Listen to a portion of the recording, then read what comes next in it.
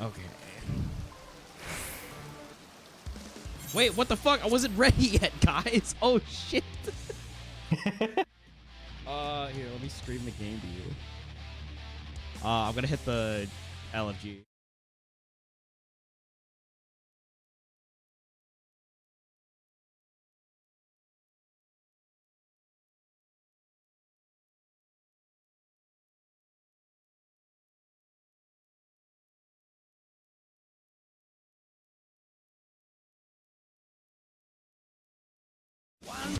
Hey, all right, we're live. These aren't the right names. Hey, I'm Trinity5. I got my co-combinator C drive on here with me. Let me know how the audio is, y'all. And, oh god, Teddy, you're still running the beard. Come on, take that soft off. No, it's good. Let him run the beard. It's funny. Also, Trin, you need to back up the Discord stream, because I'm going to be like 3 seconds behind. So what? Oh, Discord stream? Yeah, it wasn't up. Oh. I was like, I thought I frantically did it.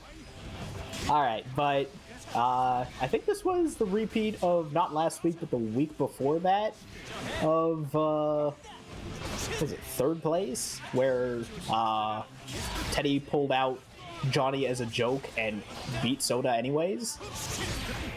So yeah, that was, yeah. That did happen. So hopefully for Soda, he's not caught off guard this time and will have something against Teddy now, but looks like it's going decently well. He took in the first round, so I mean, how that works. Sharing the OBS. oh, it looks fine. I don't hear any audio, but I don't need audio to really do anything about it because I just see it's more important. But yeah, it looks like... Okay, so yeah, Soda's doing the right thing now in this matchup, which is abusing the fact that Johnny doesn't really have really good options at mid-screen, surprisingly, as you would think, at least against Anji, because guard point is just such a threat for basically all of Johnny's long-range buttons, because a lot of them are like super negative on block or guard point. So he's forced to do like a dash in grab, which is then now in Anji's favor, because now he can just start pressing his own buttons to beat that out and get big confirms off of it. So a lot of this matchup really comes down to how well the Johnny player can sort of realize that, like, oh, he's going to be spinning now, I should be doing dash up grab, or just wait for the spin and punish the recovery on it. Which still, as you can sort of see right there, isn't necessarily always going to work out well, because Anji gets it and he gets a huge reward off of it. Johnny guesses right and he might get maybe Kardoki. So it's going to be an uphill battle for Teddy at this point. We're going into a super here. The positive bonus off of this. We go back some meter, you go back some players. Even though Soda's in Soda tried to bait out grab there, but looks like Teddy's not really pressing on it. So, whip punish with the reversal super there. So it does take some momentum back, and it lets him get the card going for pressure. So that's a good thing for Teddy, but it's still going to be... Oh, that's probably a missed final right there. Absolutely. Okay, now back to neutral. It's back to normal. Gadgets him on coming. Enough. Yeah, that should be enough, despite Anji Guts. I'd be very surprised if it doesn't. Oh my god, fuck us. Never mind, never mind. Japanese Guts, completely unfair. Just what? Threw it from the game. Wow, he really wants this round. He spent the first. Yeah, and probably not the worst thing he could do, because at least it paid off. But this is, again, like a matchup that like is going to be very heavy on trying to maintain momentum, because Johnny's like pressure, if he doesn't have the 50 meter, never mind, he's just going to reversal super on a lot of the gaps the Soda's presenting, I guess. How does it go? Oh, okay. A little parry super of my own. Yeah, it looks like Soda is like deliberately trying to hold on to this burst as long as he can. If he doesn't have to spend it, it really puts him into a good situation in the last round. But It is definitely playing with fire. Yeah. Nope, but it's probably going to pay off right now. Here, yeah. Yeah, Johnny ain't living through that. But it does put them on even burst resources for the last round, so this could go still. Maybe not anymore, but it's still pretty good for Johnny at this point. It could be worse by a long shot, but he's almost certainly not going to have burst for this entire round, so he's got to be playing really flawlessly right now. Which is a rough because he's below half health, so he hasn't run out the row. Now it's pretty much like guess for game at this point. One good touch, he's not moving, which should be it. Yeah. Good pickup from Soda there, getting the 6p counter hit. Reading a bit on the dust loop ahead of time since we've got 2 Anjis at least. Probably going to be in top 8. Teddy didn't have meter there, right? There at the end? It was no, he got the meter from being hit, so he wouldn't have had the meter to use for anything there. Like, literally, the only thing you can do is, like, FD to try to push him back, like, away from the corner so you can fight your way out. And that's hard. Yeah, and even against Anji, that's not necessarily what he wants to do in this matchup, because Anji, if he's doing his Fujin follow-ups, no switch. I mean, he's got. Oh wait, no, this is the last round. I thought, damn, he lost that first round really fast. I almost forgot about that. Yeah. Well, I suppose they're both in winner's side, so it's not like this is like last chance. But when it comes to fighting Anji, unless you're like really like at danger of getting chipped out, it's arguably not necessary to sort of FD him out, because often it makes it just harder to punish Nagiha or what's it, the overhead Rin, I think is what it's called. So often it's better to just let the Fujin pressure sort of get stuck and block and sort of wait and react to what his follow-ups are. And save the meter for when you do manage to get a hit to sort of make your next offense string a lot stronger. And there you can sort of see, like, this is the situation again where Anji having the strong neutral option. Teddy, you gotta stop pressing when he swings. That's to get the Midare. Still came through even after the RC and spin. Yeah, I don't know how many times Teddy has now pressed into this. But yeah, when Anji does his auto guard, he can go. There's no frame gap in between that and Midare, and Midare is fully invulnerable, so you cannot press against it.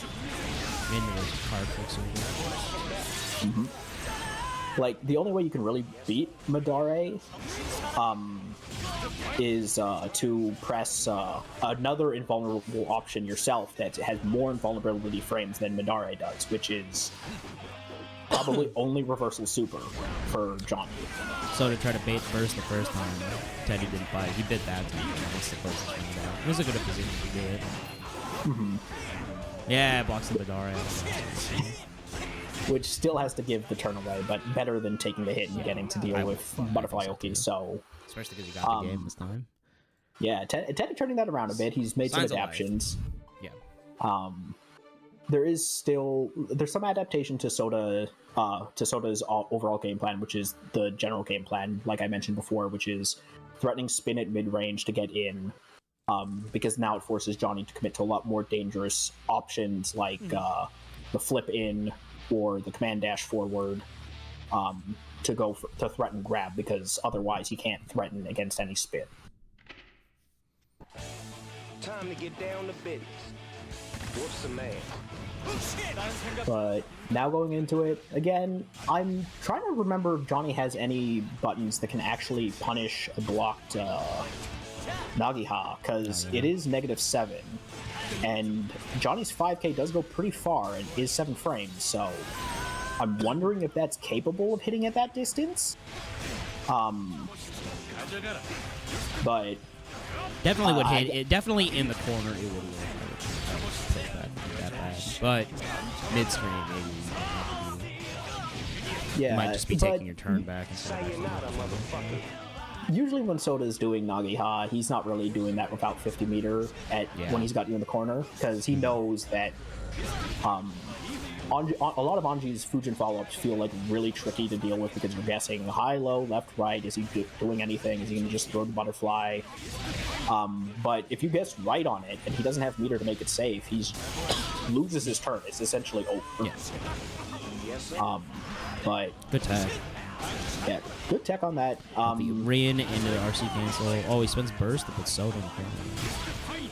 Yeah, I think this is, generally speaking, a good decision. Called him out. I don't think this will kill him, but this will put him really close. Absolutely. Wait! Oh, shit!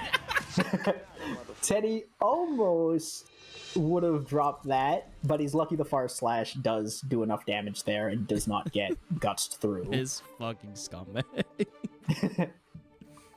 Because, God, that was really close to just basically resetting it back to neutral again and giving a Soda a second chance at that. But technically, Soda does still have a second chance because it's now final game, 2-2. So whoever wins this one does go on to the next next round in winner's side. So Teddy's done a pretty good adaptation so far. So we're gonna have to see if Soda can sort of further adapt around this adaptation, or if it's just going to be another situation where I'm surprised he actually contested after the card there, but worked out. 2P trading off of the, I think it was Far Slash there, but yep, Soda's now going back to the spin again. Lets him avoid card pressure as well. And Teddy was doing some pretty good blocks there, but... Oh, he's so banned through the super. Oh, no. Teddy instantly bursting that. He does not want to deal with a dust combo. Ooh, the Good. JD air stalling. Yeah, and it just grab. Barely missed the air grab. This is going to deal a lot of damage. Ooh, but the drops it. green missed. Ooh, this is... Nope, didn't get the good confirm off of it, so... I wonder if he was able to finish that combo for the kill. I don't think so. It likely wouldn't have, but it would have definitely secured him a better position with Kardoki. Ooh, yeah, that's not going to work. At match point. Yeah, the thing with Johnny that a lot of players that when they're first playing against him can really get thrown off by is that Mistfinder is not as good as it was in older games, in the sense that... Thank fucking God. Thank God for that, but... without the card, Mistfinder is actually like -5 or something. Yeah. So, in particular, if he does it in the air too, and he's not doing it close to the ground, he's really negative off that. Because if I remember correctly, he's actually like in recovery until he lands when he does that. So he needs meter to make it safe if he does it. This is looking dangerous for Teddy. Specifically after that, because now he's now in essentially last touch death, and Soda's got a lot of resources coming up. So even if he does win this one, this Finder, I think, like on block, is like -15. This might be death. Like worse than -5. I was always under the impression it was -1 billion. Mistfinder on block. I think it's -5, could be -7, but it's definitely like not super minus. It's not really that punishable unless he's like dead in your face. Yeah, okay. Oh no, it is -15. Yeah, I was gonna say I have the Tesla pulled up. Like, I was always under the impression that if you block that shit without card, like you're eating something for sure. Yeah, assuming they like instant block it. But Soda adapts around Teddy's adaptation, so he takes that 3-2. So he's moving on to winners finals. Yes. Yep.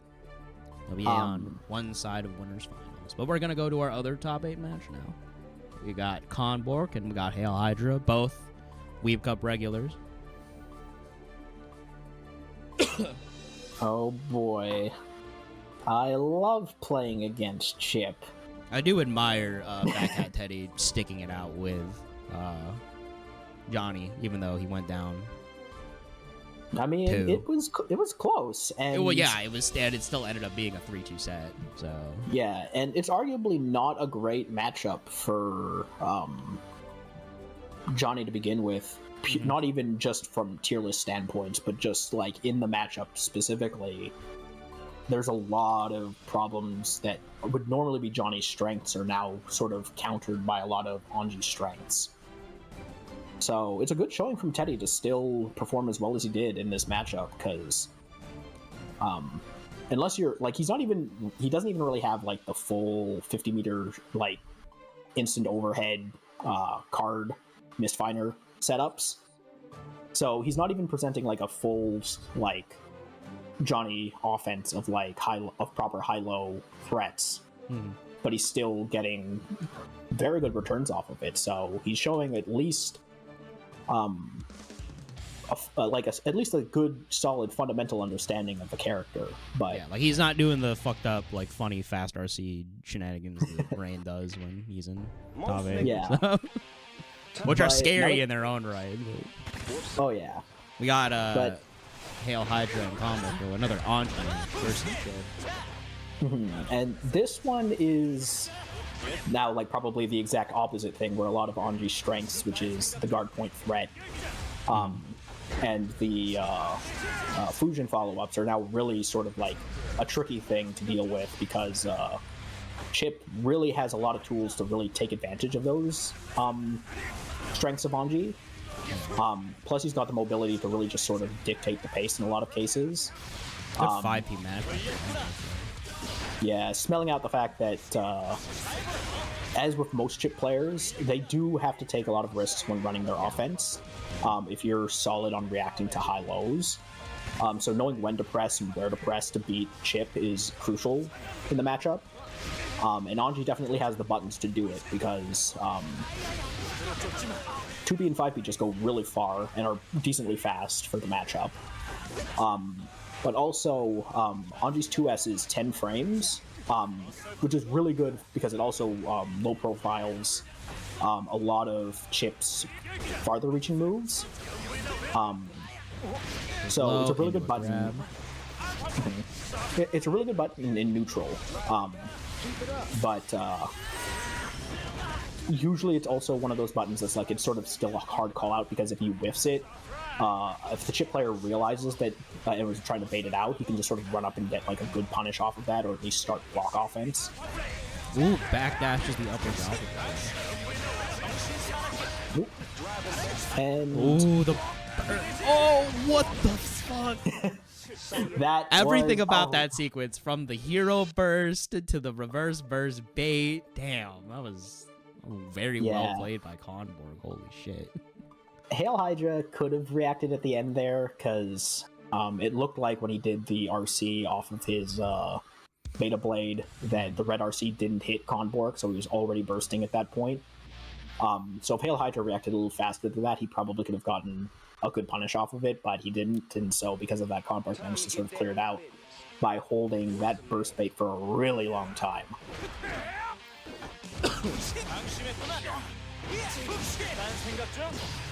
But now going into second round, just pressing. I think that's 5H.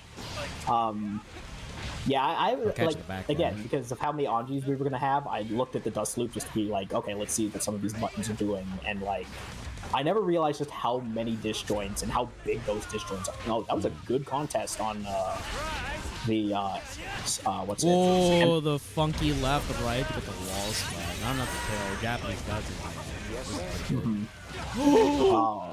Command grab that beats backdashes because it's active for so long. Don't you wish that you had that shit? I wish I had any command grab. I love command grab. But Conbork sort of going into the next round like, yeah, okay, you did this to me, but suck my nuts. Yeah, he got HailHydra, not on a big, so damn close. In the front of 5K. That was a perfect too, damn. Anji has a lot of like really active buttons that are really good for Oki pressure, in particular against Chipp, because Chipp players really do love to press backdash because they've got a pretty good backdash and how quick it is, but it doesn't have a lot of active frames. So a lot of Anji's buttons, like, oh, good contest on the clone, lets him take his turn back, because the thing with Chipp pressure is that when he's doing the clone, you have to press on it. Oh, blocks the fucking, was it the J2K on the other side? Yeah.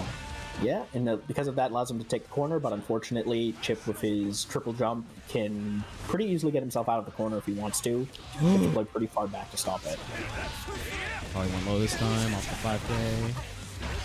This... Not enough to kill. He might have been able to if he did super there, but yeah, rather just get the knockdown, have the meter to still potentially do some weird messed up mix-up on wall break, so... That'll be tied up in gangbang here. 1-1 apiece. Yeah, and this matchup has gone pretty back and forth because it's, like with any Chipp matchup, it always feels like as though Chipp is controlling the game up until he gets hit, in which case then, oh my god, where did his life go? And then he was made of glass bones and paper skin. But generally speaking, I don't feel like there needs to be any major adaptations from both players. They're both playing really solid. Yeah. Because like HailHydra is like doing the standard Chipp mix-up to try to. He's starting to now actually do a bit of a difference in his offense there. Yeah, he was just like not. He was kind of being a little bit more deliberate. Because there's two main things with Chipp's offense that you have to sort of be willing to press against, and it's his Rekkas and it's when he does clone. Because if he's not doing it for Oki, clone has to be pressed against because you can hit the clone and that will stop him because he takes damage from it. Even better if you hit both of them because then you can get double damage off that. And we've all seen the death combos on clone hits. I'm trying to think of videos. I think if you 1080 Chipp clone and hit Chipp as well with Gold Lewis, dead. I think it can actually just straight up kill him if he has like 20% risk or something like that. Which is a freak situation that will never happen, yeah, but it can happen. I've seen the jack throw setups that do 100% that. Look up there one day. He dodges the fucking grab, or maybe the grab is the earlier rather. That was a bit of a drop on the punish there from Hydra. He tried to sort of just 5P the Ko as it was falling down and missed with the first one, and only managed to get one hit off of it. Normally, if you catch Anji doing Ko in neutral and he whiffs, you can get a close slash punish and just sort of blow him up for a ton of damage for it. So we'll see if he pays for it for this round, but so far... Just gets the OTG. Ooh, the downward alpha play connects. This might? No, it won't. No. Not even magic. It always is super deceptive to me because it does so much. Just close slash it. Hell yeah. Oh my god, tied up in game 3, one apiece around. Jesus Christ. Oh god, I saw that for a moment and it took me a moment to register it. Yeah, I'm like, why is he dead? Oh. Oh, good bait on the what's it called? Deflect shield. So it has a point. Really good pickup too. So does a point in chat. It might have been counter super to get this guy info, but either way, he got the round, and he's about to get this round. Conbork in a really good position for that. That'll do it. Yep. I mean, even if it was counter super, it worked out. But at the same time, Jesus Christ, dude, this man did close slash. It's just, it looked so ridiculous. Holy shit.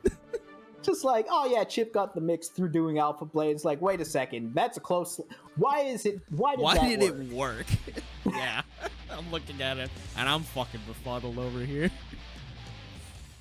So that might have done some mental damage for Hydra. Because if I had saw that shit out of it, Jawari da. There's some things that it just happens, and like you're trying to not make it like really affect you, but like it's personal at that point. You're like, I can't believe you did that to me. So Hydra looks to have gotten over it. Might have just gotten the initial shell shock from it, but he's going back into the mix. He's running. He's getting a really good chunk of damage. Yeah, Super and will give him positive bonus in Oki. Yeah, now it's the dangerous part of Chipp when he has meter like that. That still got him. What the? Oh my fucking god. Man, why does he get that? This man, BRC forward. That's crazy. Oh my god. That command grab is gonna just, I'm gonna get mileage out of it every time I see it. Oh, good mix off the wall there. Going for the wall stick instead of going for the wall break, because he has the meter, he doesn't really need to do anything about it. Shield the flash, if he pushing secures him this, back. yeah, if he secures the round, it doesn't really matter. RC yeah. Wars ends up with HailHydra getting the hit and the knockdown. Hydra, yep. 3 interactions, run up 5k there at the end to take it. Just keeps it safe, goes up, pressing buttons. You can't really press against the Chipp 5k. Because what is that, like also, the other 3-frame button in this game? 5k? Yeah, like just Chipp hogging all the free frame buttons because he needs them. Smile. It's got 2 of them. What is it? 5p and 5k or something like that. 5p 3 frames as well. Yeah, it's either that or 4 frames. Either way, he doesn't need it. Just give Gold Lewis some more faster buttons again. There's nothing wrong that can happen from this. But once again, we're back to 2-2 final round, or final game. Final game. Hydra's already done. 5k this time. Ooh, that was a good block and good contest on the Rekka, because with Chipp Rekka pressure, he's going to do either stop at Rekka 1 or Rekka 2 if you block it. And he's super negative after that. Man, so. Conbork is turbo on the 5S button. Jesus Christ. So stuck in the corner. I'm a little surprised. No, I guess it makes a little bit of sense. Good PRC to stay safe after the wall. Oh my god, that command grab. I don't even know if that's a true setup, but like... It's a 5P with the fan. 6H. Yeah, 6H. Yeah. It's a good follow-up. It's one of the... Good contester round start on 5K. The thing about it is, off of 2P, 6H for Anji is not just a confirm, but also like a frame trap for anything other than like a 4-frame move. Which, of course, Chipp has, but like at that low of a health, you're not the Chipp player. Yeah, is he really going to be mashing? So, really safe bet to do. But like at the same time, if Chipp blocks it, it's now on Anji's turn is over. But this might no. It was a really good like combo he got off the run of 5S. Yeah, and once again, just doing 5k to make it just unbackdashable pressure. Scary situation for Chipp. You really don't have very many options there. You either just have to commit to the DP, which will lose or run up grab. He did have about 50 meteors, so he could have potentially done deflect shield, but he just had that punished earlier, so he might have been a little apprehensive to do that again. So it was just a really good situation Conbork put him in, where he just has to guess, and it's a scary situation to guess in, because there are situations where it's like stacked against you, where it's like 2 out of 3 you lose, 1 out of 3 you win, and in that situation I think he went for what's usually considered the safest bet for Chipp, which is to just sort of backdash out of pressure, particularly if it's not a safe jump. But gets caught by the really active frames. Otherwise, swinging down to loser's side of the bracket. So this is... I suppose we could now say that JJuicy is now a bit of a regular. He's been in now at least 3. At least 3 or 5, I think. Yeah, so going up against HoboNinja, also another regular. One of the last bastions of Potemkin. Still getting the pop busters, making every glue head. Oh, flick the clone. And HoboNinja is getting really comfortable with the... the burst put it back in the corner. This is big. Yeah, this is a scary situation, because... Yep. He represented the overhead option the first time, and now you're thinking, oh, he's going for it again, so you're just stand blocking, and he just lands and just... in the arms of an angel. Yeah. So, first round goes to HoboNinja. This is a thing with pot matchups where you have to sort of like... Yeah, too early on that. Still in guard crush animation. But the thing is with pot is, against some characters, you really just have a... That was a failed Kara Potemkin Buster, because that is a guaranteed punish if you block YRC in the air like that, to do pot buster to beat that. So flick. Yeah, I think he was expecting a bit of an autopilot from JJuicy, because a lot of Nago players, if they burst and they're low on blood... Oh, that's a drop. He was probably... He definitely there. Yeah. But yeah, it was definitely trying to catch JJuicy doing an autopilot. Yeah. Because if he was autopiloting with the clone, then HoboNinja was ready to flick it, because a lot of people, if they have some sort of fireball after they burst, it's very habitual for a lot of players to just send out the fireball, because why not? So a lot of pot players are very conscious of this and will just automatically go for flick if they get bursted out, because they're just like, yeah, what are you going to do? Shoot a fireball at me? I'm going to flick it back at you. Time to get down to JJuicy had some good whip punches. Oh my fucking god. Oh my god.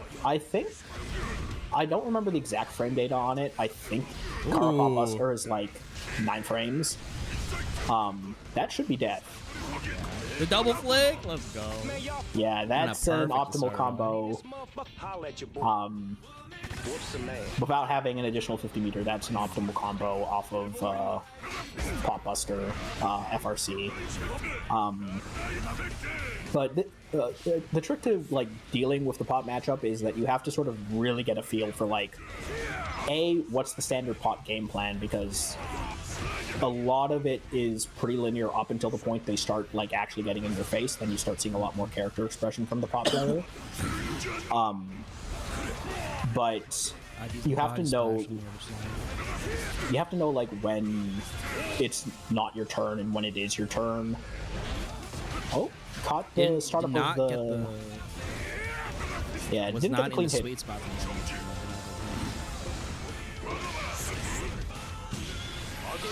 Oh, that's gonna hit. I think he did JH. Oh, no! Didn't do it yet. Using air throw to keep him back in the corner, bursting just to get out. This time is sending out the clone, but I think HoboNinja... Can he get the... No, he can't. But yeah, at that point, JJuicy just has to guess right, because he's now at Chipp life, and if he doesn't guess right on whether or not he's going to Mega Fist in or just press a button, he just sort of dies. Because from any situation there, HoboNinja should be able to either just confirm any normal into a flick, or just Mega Fist over a standard button and get the chip off that way. So that was like a real guess for game situation. So JJuicy is now on his back foot last game, potentially.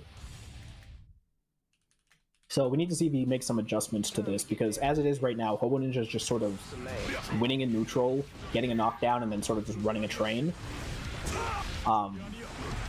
Which is pretty standard for most Potemkin matchups.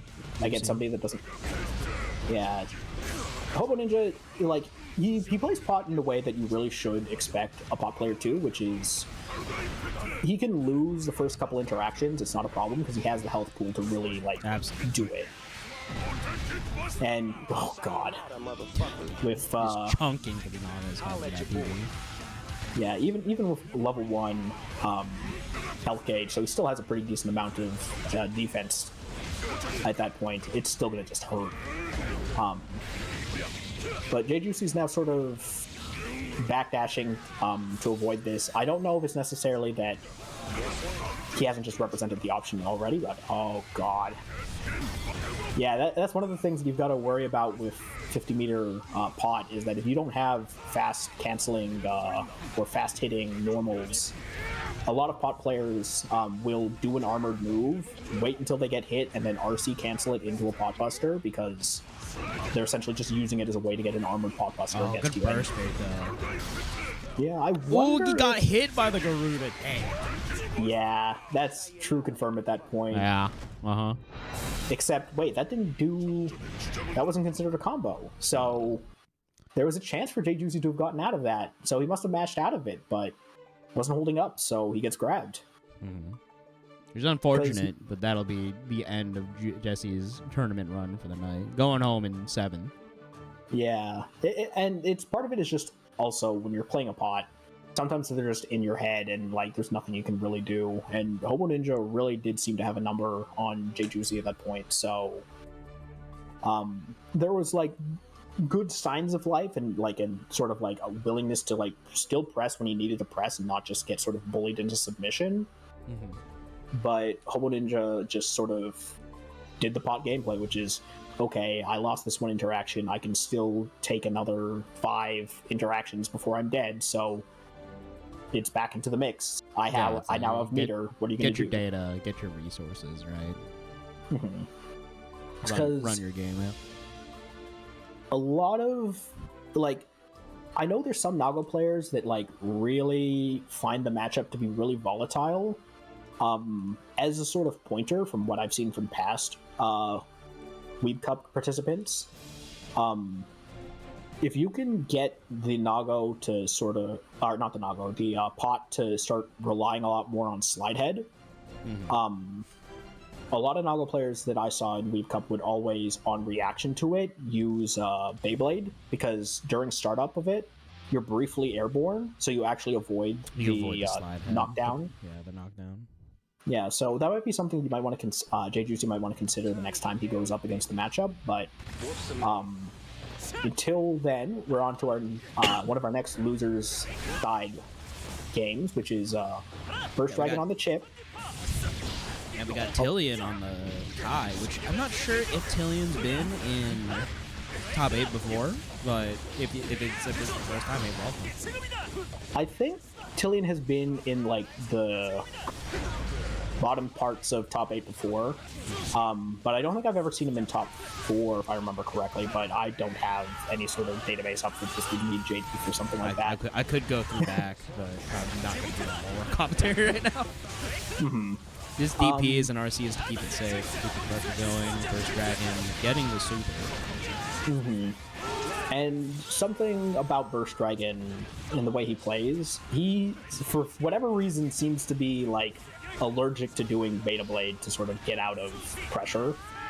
So, unlike a lot of other Chipp players who are more willing to throw it out, it does mean that you can sort of be a little bit more ignorant against him because he's sort of not willing to represent his invulnerable option. That was a good 5P to contest the J2K. That's really necessary because otherwise... Backdash the entire clot. The grab was slightly too early or too far away that it didn't land. That one grab was. Might have been too far away because this is something I looked up before because I was curious about it. Good bait on the DP. Yeah, good bait on the DP. I think Tilion has been using it a little bit too often, and as such, Burst Dragon's now sort of keeping an eye out for it. So that was a pretty fast 2 rounds there for Burst Dragon. But what's it? When it comes to oh god, my train of thought sort of disappeared here. I've probably forgotten it.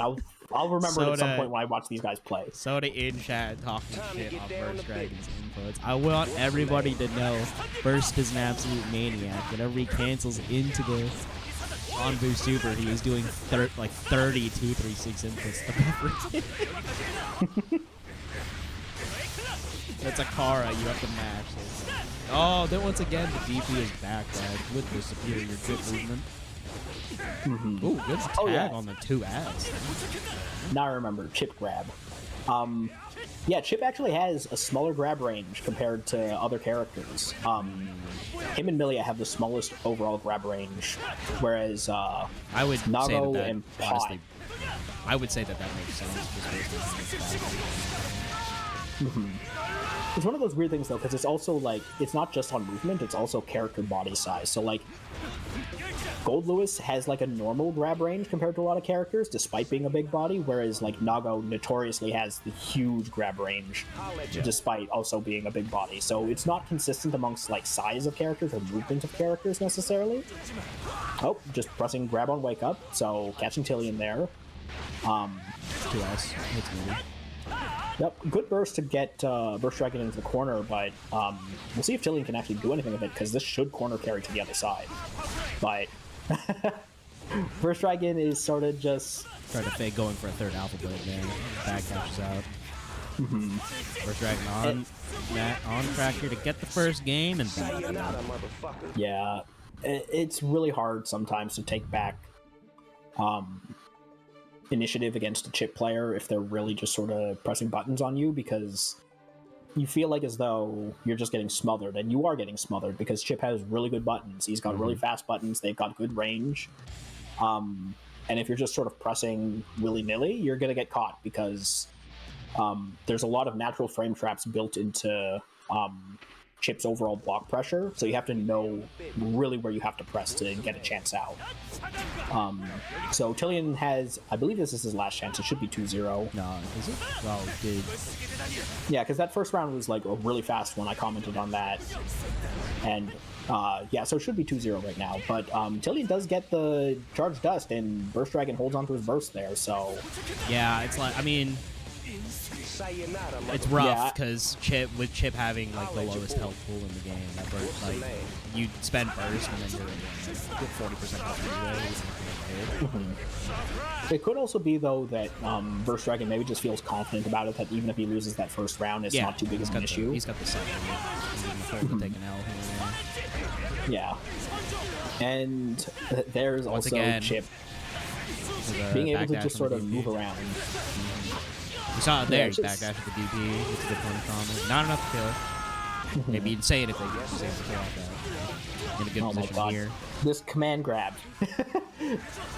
Evil, he had the RC. I think he did read the burst.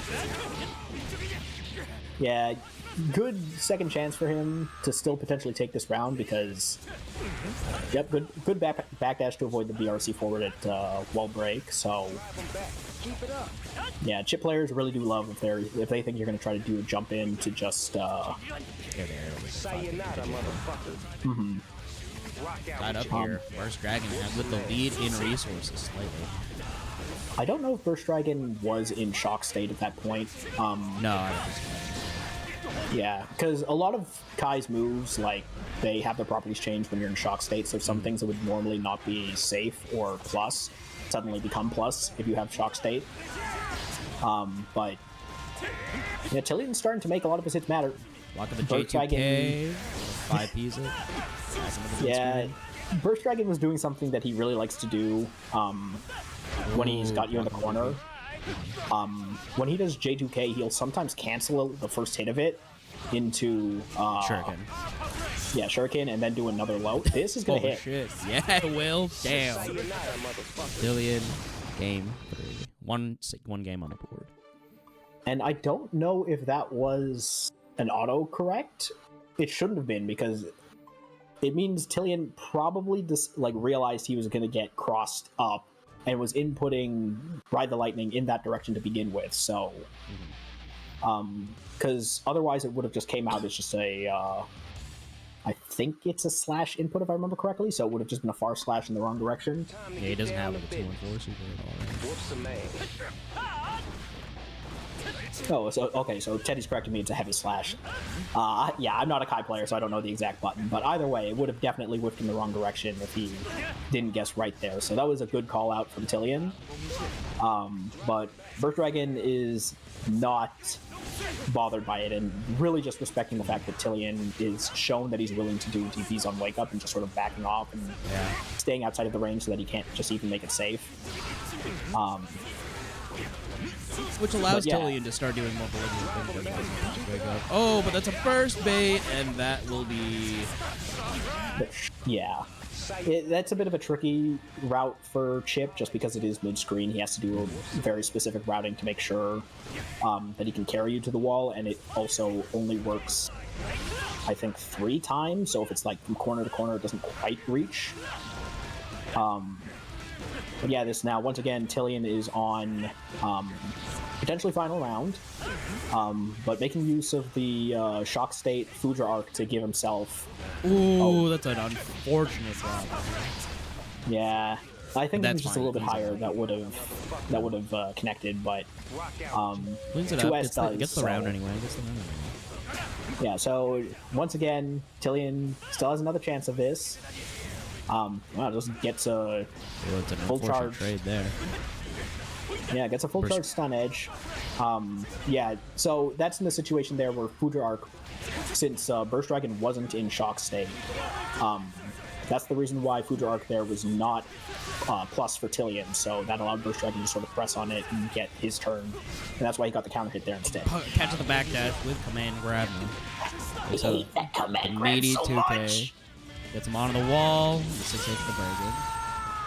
Yeah, now this is going to be really tricky because Tilion is not going to have. Yeah, this is. Man, the 2D to take it. That'll be it. Burst Dragon with 3 games. So Tillion's 1. Yeah. Tillion out in 7th, but make it at the top 8 all the same. It's good to see you there. Okay, so Maneuverable is saying that apparently you can combo after Shock State Air DP, which is, again, something I wasn't sure about, didn't know about, so good to see. We've got quite a few Kai players. AKA criminals. French people. French. Non-derogatory, Francis. not racist. No, I will say derogatory. Suck my ass. But yeah, Tillion put up a good fight there, but it's just sort of, you really have to make the Chipp player, if they're sort of just running offense on you, you have to make them sort of respect your defensive options, and Burst Dragon was doing a good alternation between just throwing everything in the kitchen sink and making Tillion guess, and also just respecting Wake Up DP a lot. Yeah, The mileage you got off of blocked Wake Up DP was pretty high. Yeah, he I don't think Tillion guessed right on Wake Up DP, like, at all. So that really did not help him out in the long run there, for sure. So he did seem to stop doing those DPs then willy-nilly, and that did give him a little bit more breathing room, but then Burst Dragon sort of adapted around that again, and just started running. Which is how the push and pull works, right? Yeah. So it's tricky to give like any tips for that type of situation, because it really is just the other guy was just reading you. He was in your head, and there's not much really you can say about it other than you have to adapt faster, which is not something to really give tips about, because that's just experience. You get better at it as you do it more often. So here we go into losers round 2. We got HailHydra versus HoboNinja. The funny matchup for Chipp versus Pot. Here we fucking go. It's 10-0 in both directions. Yeah. But in particular, I know HoboNinja has really sort of historically struggled against the Chipp matchup, and rightfully so, because in the meme there is a kernel of truth in that Pot really does struggle normally in the matchup until he can sort of guess right multiple times, in which case then it looks like as though how does Chipp stand a chance, because it's only like 2 interactions if Pot guesses right. But for the most part, Pot really has to work hard for those guesses. Absolutely. But this Managed is one to of get them. a good 6P, a heat knuckle. Oh, yeah. HoboNinja doing the fancy stuff, doesn't quite get it through, but that's one of those schmoovin combos in the corner where you can This decide should be enough. Oh yeah, that's definitely enough if he doesn't drop it. Yeah, the wall run combos always deal like a ridiculous amount of damage for Chipp, because what's it? It's basically just a bunch of like heavy slashes going off at once. So once again, another run of grab.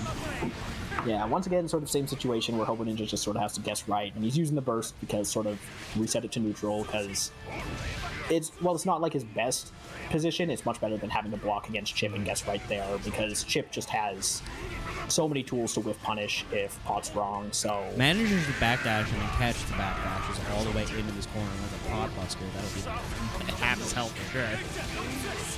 yeah, but Go unfortunately, right into the super to get some. Yeah, Chipp generates a lot of meter in this matchup because he just gets to do a lot of Rekkas and clone and whatever he wants, really. And so because of that, he can sort of blow 100 meter, and it's not too big of an issue. But yeah, this is one of those situations that, like, you can see how close it is. It's just one interaction away, just one pickup away. But then the Chipp is smothering you. It's real rough. Mm-hmm. To be able to know when you need to interrupt, make your read and interrupt what's going on here. Yeah, and I think it also doesn't help that like HoboNinja is sort of like I'm not sure if this was like specifically him trying to like play around a reversal, but yeah, like I said, HailHydra really doesn't do DP. Oh no, this is HailHydra? Or is this This is HailHydra. Okay, yeah, so HailHydra does do DPs. Never mind. I was thinking it was Burst Dragon for a second. So yeah, no, that is right to play around it in this situation. Because yeah, if it were Burst Dragon, then once again I'd say the same thing. It's just like he doesn't really do DPs, so you can sort of play around it. But HailHydra is just sort of once again smothering. But HoboNinja is just like, you know what? Fine, it's time to pop Buster. Ooh, the dust! Oh shit! Yeah, keeping it safe, not really trying to go for anything fancy, get the wall break, which does give HoboNinja his burst back for the next round, but ultimately, ooh, okay. Yeah, good call to realize that since you've been guessing right so many times with Pop Buster, most players are now going to instinctively start trying to jump up. So getting a flick after your 2K2D is a good natural catch for backdashes or jump outs as pot, which lets you just continue the cycle of, hey, guess for stuff. 6K is over the 2K. White Wild Assault again hitting. The jump scare. Oh, okay. That doesn't catch. Sometimes I see that and I'm like, does this catch this backdash or does it not? And Chipp's backdash is fast enough to get out of it, so. Good fast RC though. Side switch. Back into the first catch the button. Put the command grab from Max. Yeah, not quite game yet, but next interaction almost certainly. Not, well, definitely now. HailHydra could definitely use burst offensively if you wanted to, but it doesn't matter. Far slash catches him. Yeah, and this is one of those tricky situations where, like, because Chipp has such fast buttons, it's really hard for Pot to really like take back his turn when he's stuck in the corner, even with his notorious back Mega Fist as a defensive option, because well, it does very quickly retract his hurt box up. It's not fast enough against Chipp's buttons if he's just pressing like 5p or 5k, which is pretty common. So a lot of times HoboNinja's probably trying to get out and using something like that, and it's just not working against Chipp, but that is very much a Potemkin special where you go in with Hammerfall, they block it, and he's super negative after that, but not negative enough if you go for like a run-up close slash or something like that. The overhead finding its way home, and cancel it into the RC with the biggest chunk of damage too. Yeah. But HoboNinja does that burst, gets the cold burst, so he's now basically got his burst now again because of the health pool and everything like that. But it's now probably not fast RC. Actually does spend a hero burst. I mean, what was it? I remember seeing this comment before. Yeah, I don't know if it was just he didn't have enough armor to tank through it, or he tried to RC it, and that got rid of the armor, and because I think armor does reduce some of the damage to some degree, I could be wrong. But yeah, HoboNinja is definitely like fighting for his life at this point. Nothing has really seemed to be working. He needs to sort of like pull something out right now because HailHydra is doing what you really should in the matchup, which is not really give Pot a lot of room to capitalize on your mistakes. He's sort of just standing at like half screen and being like, yeah, what are you going to do? You can't really do anything at this distance, and I can react to anything you do. I'll stagger, be my patient, and go in and get back when I need to. It works out, he has the life. HoboNinja can fight back here a little bit. Oh, this one could be. The River to put him in the corner. Let's him jump out. Yeah, HailHydra might have been able to react. Oh, the butt stomp avoids it. Yeah, that's a scary situation. Oh, unfortunate. He could have canceled into heat. Yeah, I think he was trying to like assume that there was going to be the burst, but like at that situation, just go for it. You don't lose anything if it lands. So, because like if he bursted there and he didn't press anything, 6p doesn't recover fast enough.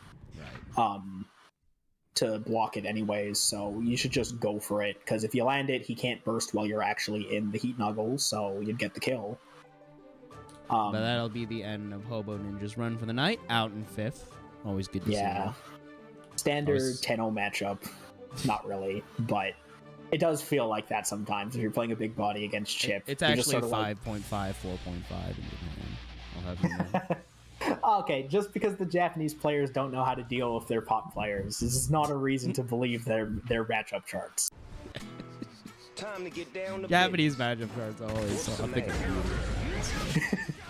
You just see it, and there's just like some random character that everyone's like, "Yeah, this character is just bad," and it's just like, "No, this character is really good." And it's just like, okay, how badly is Fat kicking your butt over there? Everybody is rating fucking.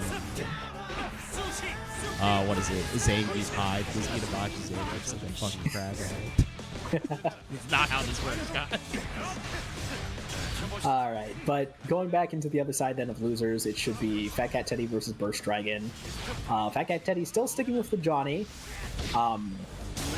So you did a damn good job of it. I didn't even realize that's the first true Magic Pixel we've seen all day. There we go.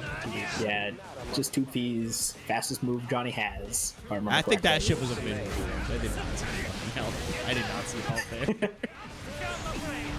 I mean, I think the card throws, if they hit him, would have chipped if he wasn't holding RC, so... It was just sort of just throwing the cards and just, like, get close. But... Yeah, this is one of those situations where, like... I think out of all the characters that are, like, capable of punishing Mistfiner... Oh. Man, wow. just sends it. Let's fucking go. I'm surprised too, because I think like I'm almost certain Burst Dragon was trying to go for like a burst safe or a reversal safe setup with the 2K there because it's just that fast, but like it still didn't work out. So either timing was wrong or like it could just be the Johnny. Now, like you had burst. Okay. Back in. Yeah, unfortunately. Unfortunately, can't get a lot off of that, but this is still a really dangerous situation. Teddy is really playing hard to like fake the burst out, and tried to go for the instant overhead, which would have probably killed Chipp. Ooh, gets a jump in, but nothing after it. Good block on the Alpha Blade. It's been like one interaction will kill for like 3 interactions. There we go. He was just a little early on that Mistfiner. If he held it just for like a quarter of a second longer, that would have caught Burst Dragon. But still only just 1 round apiece. So oh my god, caught the back dash. That also grab caught the back dash. Oh, good throw on the Charge Dust though, but once again another wake up. The full block onto the Charge does have RC to beat it. Oh, caught his legs out of the air.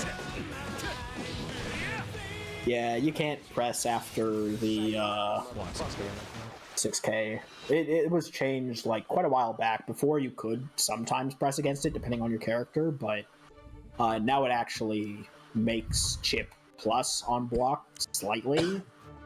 Plus, it's also comboable now if he lands it. And I think that change was made... that might have been 2 patches ago, not including ABBA patch, because nothing was changed during that.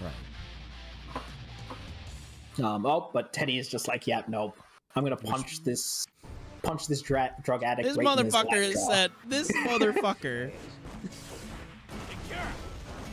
Just like, yeah, okay. Where's the message? Did he just say the soul isn't coming out?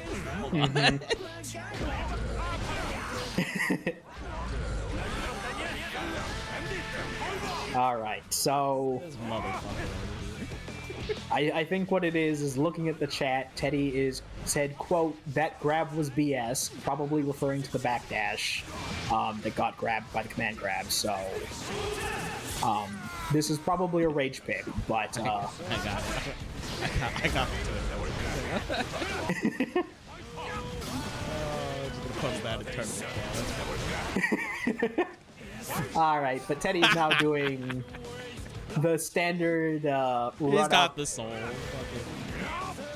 It's now guessing for your life. Teddy is rapidly approaching on your location.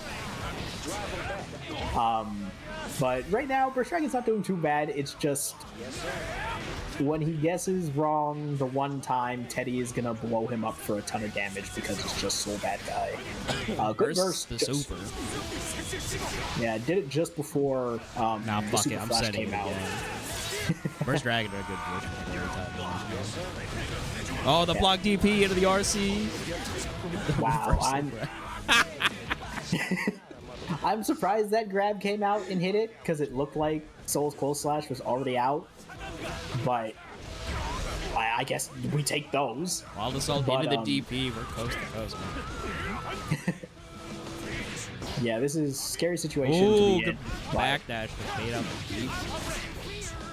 Yeah, it was a pretty bad situation for Burst Dragon, but he sort of turned it around. Didn't do super there. I think he tried to do, because he did 2D, he probably tried to do Wild Assault. Doesn't block the second hit. Yeah, going for just... okay. How to spend 100 meter in one interaction. So the thing is with that super, it's really weird in the sense that, like, catching the backdash. The far end.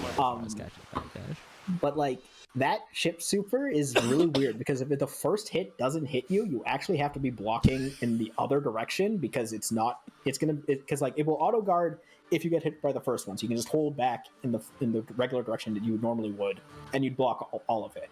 But if the first hit doesn't hit you, you have to be blocking in the other direction because now it's considered a cross up. So Teddy the first hit, Teddy in chat for the record. I don't know how the fuck I blocked that. Time to get down to bit. But good job on him for doing that. He actually like try to bait burst. Finally, it got backdashed. That command grab finally got backdashed. There's like a 1 frame window on that shit where you can actually backdash through or something like that. It's so dumb. You can hear me mad about that command grab. I've been hit by that thing so many times. This has now become a killing game. Both players are fucking swinging for the fences. And that's arguably where Teddy shines because Teddy loves it when the game becomes a killing game, particularly because he's much more willing to throw out the DP compared to Burst Dragon. And with 50 meter out, he's almost certainly going to try it. The dash, or the air dash grab. Yeah. Had the lead in the set. Empty jump in the grab is a good way to sort of beat the DP. It looks like Teddy didn't actually do a DP there, but it still works out because he wasn't pressing anything. Yeah. That can be whiff punished, but there's always that inherent fear when playing against Chipp. He just takes this. Yeah, and this is gonna hurt. Also secure knockdown and give Chipp positive bonus, which is where he becomes a real menace. This is good arguably... because Burst Dragon doesn't have any resources, but he's about that half. If so necessary. The wild throw, damn! Oh no! Oh my god! Again! Oh, you despise the scene, actually. The double wild throw into the fucking... Just simply guess right. And if you don't, perish. Jesus. Backdash on the diagonal alpha keeps him in the corner. Yeah, a little early on the throw, which is why it whiffed, but still has DP, lets him get the corner swap, and doesn't get the wall break off of it, so a bit of a drop there, but it could be delivered as well. Yeah, because now the risk is just anything. I'm a little surprised Teddy doesn't do the OTG there for just a little bit of extra damage. I was thinking the same thing. It might have actually put him in flexibility about like risk that he had. But this is actually not a bad situation for Teddy because it does reverse the whole thing. He's got more resources, at least in the short term, so... Yeah. That'll do it. Second hit, a Bandit Revolver, doing enough damage to kill. Back at Teddy, 2-1. And this is just Fatcatteddy in his element. If it's a killing game, it's a game he's more than willing to gamble on, so... I think he did dial it back there after the funny little wild throw incident, but he was a bit more patient, and it did secure him around. But and that's also just a part of like Teddy's game plan as well, where he sort of alternates very often between like all in, I'm going to kill you moments, and then like sort of like, hey, I'm just sort of like thinking around on the outside. What do you think I'm going to do? Haha. And then suddenly he's just... They sent phasers to destroy. Or in the fucking corner, your risk is crying.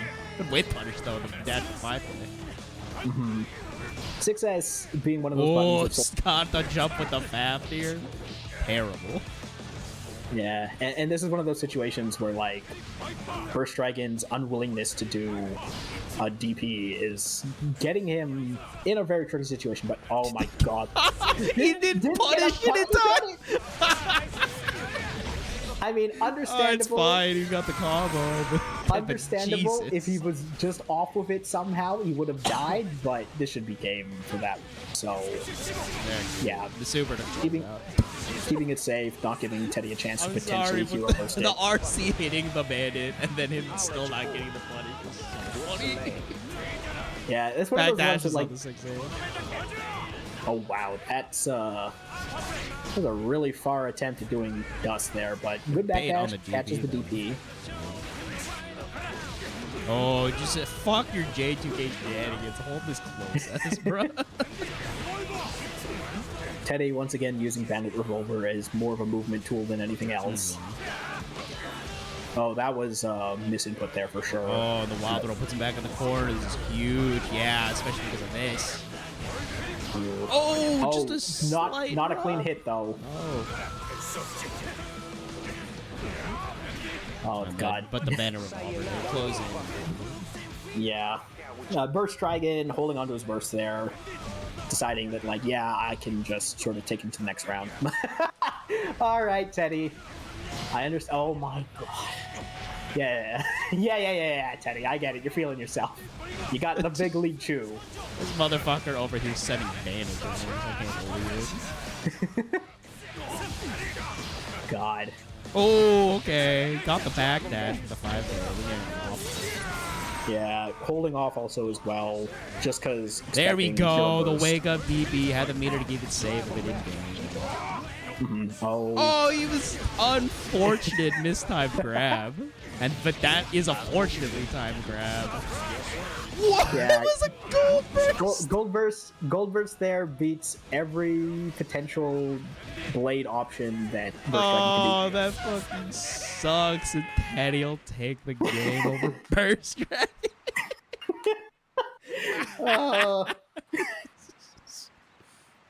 All right, Teddy. Jesus. Teddy, don't go apologizing. You either own the fact that you do that.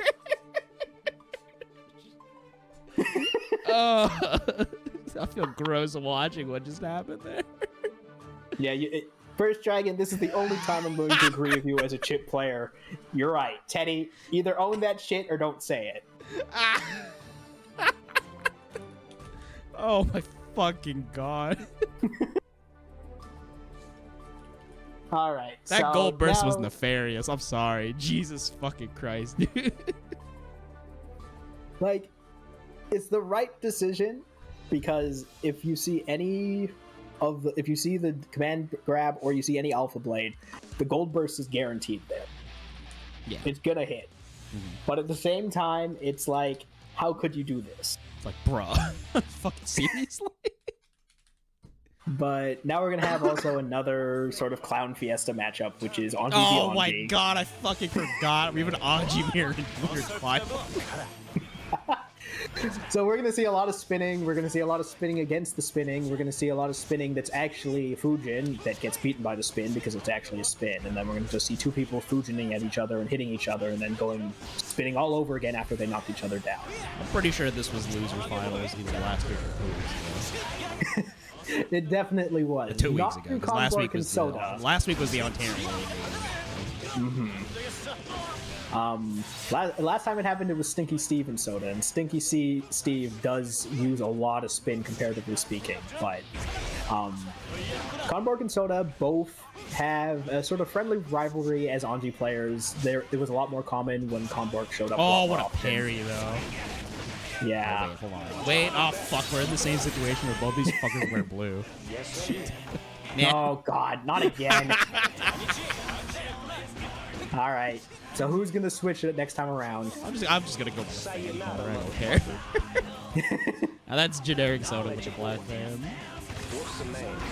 All right, so just keep an eye out for the fans. Don't get distracted by the blue. But that was a good bait from Soda's part, where he went for the Rin, then RC'd to cancel it. Because I know a lot of Anji players, when they know that their opponent is going to react to the overheads and lows, that they will go for either of them and then RC cancel it into either a fast option. And this is also something that, like, if you know the matchup, you know there's a gap in between Fujin. Good call out with the 2S to catch the fast cancel of Fujin into Nagiha. So Soda takes the first round there. I will request Conbork that you change colors, please. If you just go in, though, I completely understand. Oh, no. HailHydra in the corner, though, I don't think it will, because I don't think Chipp gets enough distance off of horizontal alpha blade then, because he's hitting the wall. And he was in the corner there. Time to get down to business. What's the man? Roundstar Fujin is spun on. Time for guess which spin this is. And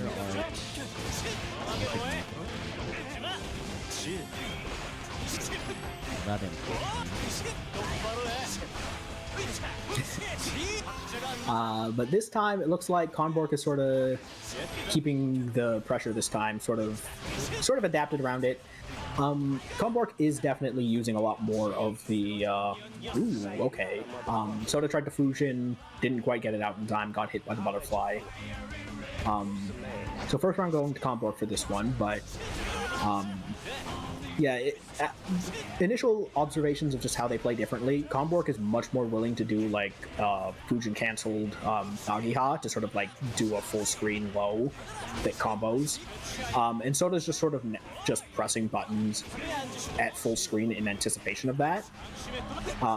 Because so far Conbork has been like 0 for 3, I think, so far on it, and Soda has guessed right twice on it as well and gotten a confirm off of it.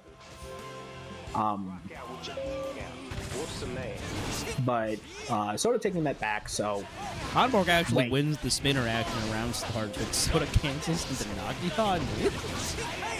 Yeah, so I guess Conbork was just like, oh, I'll just assume he's not going to press anything and try to block. Air Super gets him out of the air. The funny side switch with run-up grab. Oh my god. The Anji matchup is just so weird when it's the mirror. You're just like, oh, good pick up on that, but... It should be in... Yeah, it is. Okay, there we go. Yeah, not even Japanese guts can save that. Soda up 2 games. That JD hits for a lot of damage, surprisingly. It might be. Okay, what do you think about Anji JD? Because I think it's like one of the best ones in the game, just in terms of like usage. Its usage so as an air stall is actually so fucked up. It just as the air stall, it's already good. But like, have you seen the hitboxes on that thing? Oh, yeah, it's kind of cracked. It's so disjointed. Like, God, this is one of the things. This is the reason why I'm not playing right now in tournament, is because I'm just so mad at Bedge hitboxes. They're so not disjointed, and then I see these characters with all their like huge red boxes taking up like 3/4 of their character size, and it's just like, what is this? Dare goes on the other side, unfortunately. The butterflies touch tips. Can't do that on this stream, guys. Oh yeah, Bed's needle is disjointed. Yeah, okay, Hydra. Yeah, I'm gonna take a lot of Soda with the back throw implement. The shield deflect doesn't deal with the quick Fujin Nagi.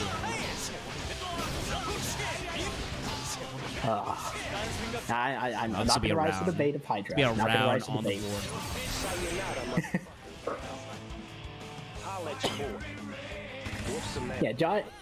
I could just play Gold Lewis Norms, but I'm not going to. I want to play Bed. Oh, I'll catch the backdash. Soda could win it. He's not on magical. To put him in that. Yeah, Soda DPs really the jump out of time. Soda definitely seems to have Conbork's number right now. Conbork is going for a lot of the funny like Anji things now, but Soda's just keeping it like simple outside of that. But I guess that's just sort of the threat that always happens when Anji just has 50 meter. You just have to sort of play around it. Burst because he knows that onto that Soda would have canceled on the RC. Oh, the back throw incident! Oh god. No, Teddy, I'm not playing Gold Lewis because he's good. He's always been good. I'm not playing Gold Lewis because I'm tired of people molding at me for pressing White Wild Assault once in 6 games. You should press White Wild Assault more than I should, but they're getting mad at me for pressing it once, and it's like, oh, is that what's scaring me? Not you pressing on BT? Don't let your success dictate what character you play. Fuck it, dude. Yes, Ben does have White Wild Assault, but he's also bad, so people don't care about him having White Wild Assault. This will be a game on the board for Conbork. Signs of life, signs of life. Nah, man. Not a tier whore. I'm a White Wild Assault enthusiast. You're a tier whore, but in the opposite direction. How the fuck are you playing bears? Hey, bears are cool. But yeah, so Conbork has made a bit of an adjustment in this case. So it just begs to see if it's going to keep it up or if Soda's just, again, because Soda's just playing it so much more conservatively, and it's no. You can't say that as a Chipp player. I think bears are pretty funny. So that's yeah. Me. Rank you one with Panda, bro. Okay. All of the arguments are valid. Yeah, learn the matchup, guys. These low tier, why you losing? But no, Conbork got the gate swinging here. Working on the perfect. Yeah, Conbork is really sort of like adjusting well at this point. Finds a way home. Perfect. It could partially be that, like, nope, Conbork is still going for it. So I guess Soda is just not calling it out as well now, despite the fact that Conbork, I think, has now gone for it at least once around. So, once again, similar situation as the round 1, but this time Soda blowing the gold burst, getting it, landing it, so now he gets at least some resources. RC to keep your pressure going. And just ends it out of the block too. Yeah, I think it's because he looked at funky BRC stuff. I think he was looking at Conbork's meter and realized he's at 50. There's a not insignificant chance he's throwing out 6P counter. Oh shit! What a crap. Yeah, good realize on the spin forward, running up, doing the grab. He's got 100 meter. He can easily confirm off of that. It's a quick 2-2, I gotta say. Tied it back up. I'm more tied it back up real fast from this. Yeah. So, God, once again, we've seen a lot of 2-2s now. It's been like, what, at least 3 so far? And I think all of Winner's side has been 2-2, so. Yes, actually.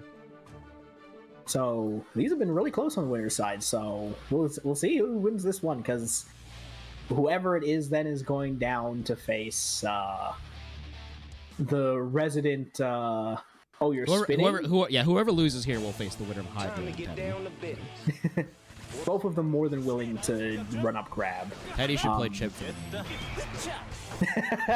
Teddy should not play Chipp because I've seen his Chipp. It's been ages since I've seen it, but last I saw it. Soda catches Conbork in the air. Now we're back in the corner. This will be a wild assault to red ball. Not super. Wants to keep this meeting for something funny. Oh yeah, weird thing about it'll be this. This should kill. Yeah, I don't. Yeah, this not. No doubt. No guts is saving you. But a weird thing I actually just found out about Anji because I was looking through the dust loop. Out of his aerial moves, Anji's JP is actually not one of his fastest air moves, surprisingly. Like, I always just assumed that, like, everybody's JP would just be the fastest, but, like, it's, like, 2 frames slower than his JS, which is, like, really weird to What? Wait, yeah, that's strange as fuck. Yeah, like Millie. sort of. That's real weird, I have to say. Huh. But tied up here, we're in a double Luigi situation. Go ahead and hit. I'll go ahead and do it for you. That was a really delayed spin on Soda's part, and it catches the Fujin, which lets him get that While corner to carry. break the wall, it's positive bonus. He's building burst and needed that. He's using two good. Oh fuck! That was a 2P good mash, though. deflect shield, but yeah, realizing that like Soda had spent meter to try to get back in, he just instantly. Oh, it was so active. It's like butterfly miss. It's like, oh shit, I got a 2P to keep this safe. And it's just like, actually. With a flag. Catches him with a shield Nagiha. Oh, what a back blue. What a back blue RC.